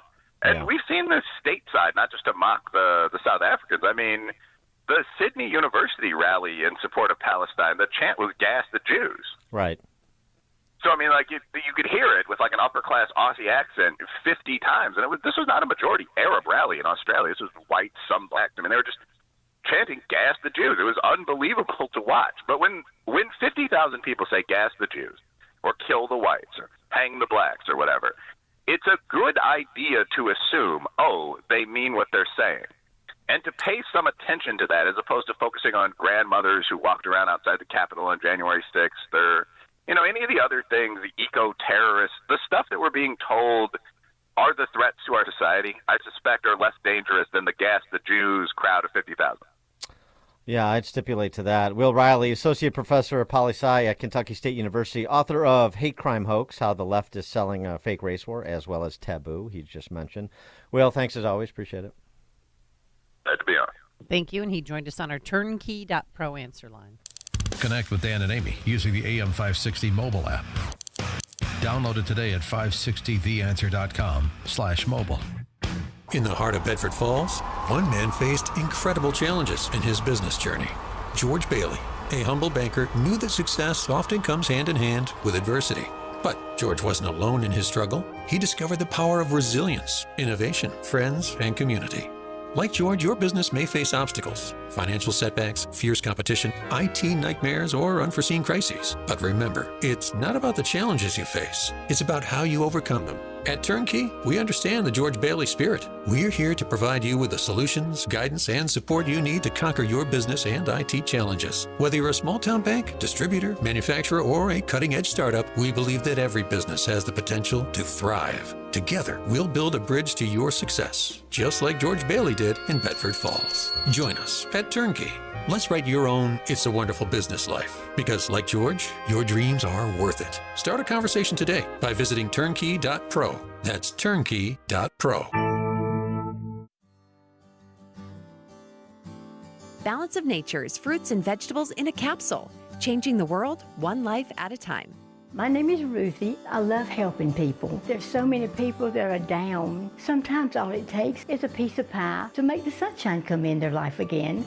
And with the help of Balance of Nature, it's making it more fun and giving me more energy. And I would really like to thank Balance of Nature.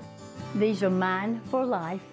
Start your journey to better health with Balance of Nature. Call 1-800-246-8751 or go to balanceofnature.com to get 35% off your first preferred order with free shipping and our money-back guarantee. That's 1-800-246-8751. Go to balanceofnature.com or call 1-800-246-8751 and get this special offer by using discount code CHICAGO.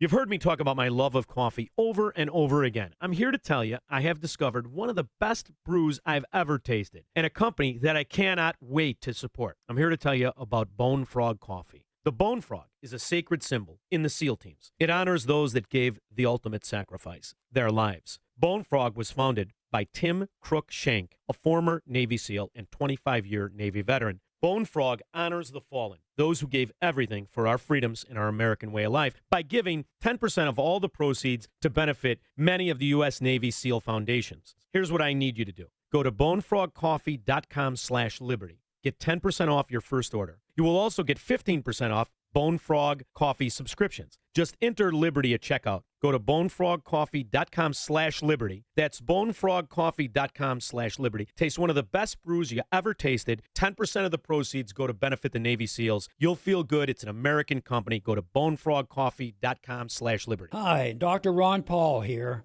The Fed creates and pops bubbles using interest rate manipulation. Why put the value of your IRA or 401k at their mercy? This is why I recommend a physical gold IRA from Birch Gold Group. To get a free info kit from Birch Gold, text the word SHELTER to 989898. That's SHELTER to 989898. Do it now and protect your savings. Valparaiso is a growing community that has become a model city for the Midwest. Valparaiso has momentum, and Matt Murphy wants to make sure we keep moving forward. Over the past 4 years, we have prioritized public safety by adding additional police officers, firefighters, and school resource officers, and decreased crime by 11%. Now, Matt Murphy is running for Valparaiso City Council to keep our city on the right track. We've invested in our infrastructure by paving more than 30 miles of roads. We engaged the next generation by creating the Mayor's Youth Council. We've increased our rainy day fund, improved government transparency by live streaming our meetings, and kept property taxes low. As a conservative leader, Matt Murphy will work to keep Valpo a strong and thriving community. We've done a lot, but the work isn't done. Valpo's on the right track, and we need your help to keep conservatives on the city council. I'm Matt Murphy, and I'm asking for your vote on or before November 7th. Paid for by the committee to elect Matt Murphy. AM 560, The Answer. Dan, I don't know if you know or if you care, but I did find my candy bowl that somebody took off our porch during trick-or-treating. Oh, thank you. Just restored your faith in humanity. Wonderful. No, well, it was smashed. Oh, well. And it was found a few doors down from the house. Oh. Gonna have to arm ourselves. Well, we'll all grieve your loss with you. Thanks so much for making us part of your morning. Thanks to Justin Kosick and Quinn McCarthy. It is now 9 a.m. WIND Chicago. More foreign nationals are getting out of Gaza. I'm Dave Anthony, Fox News, including 400 Americans.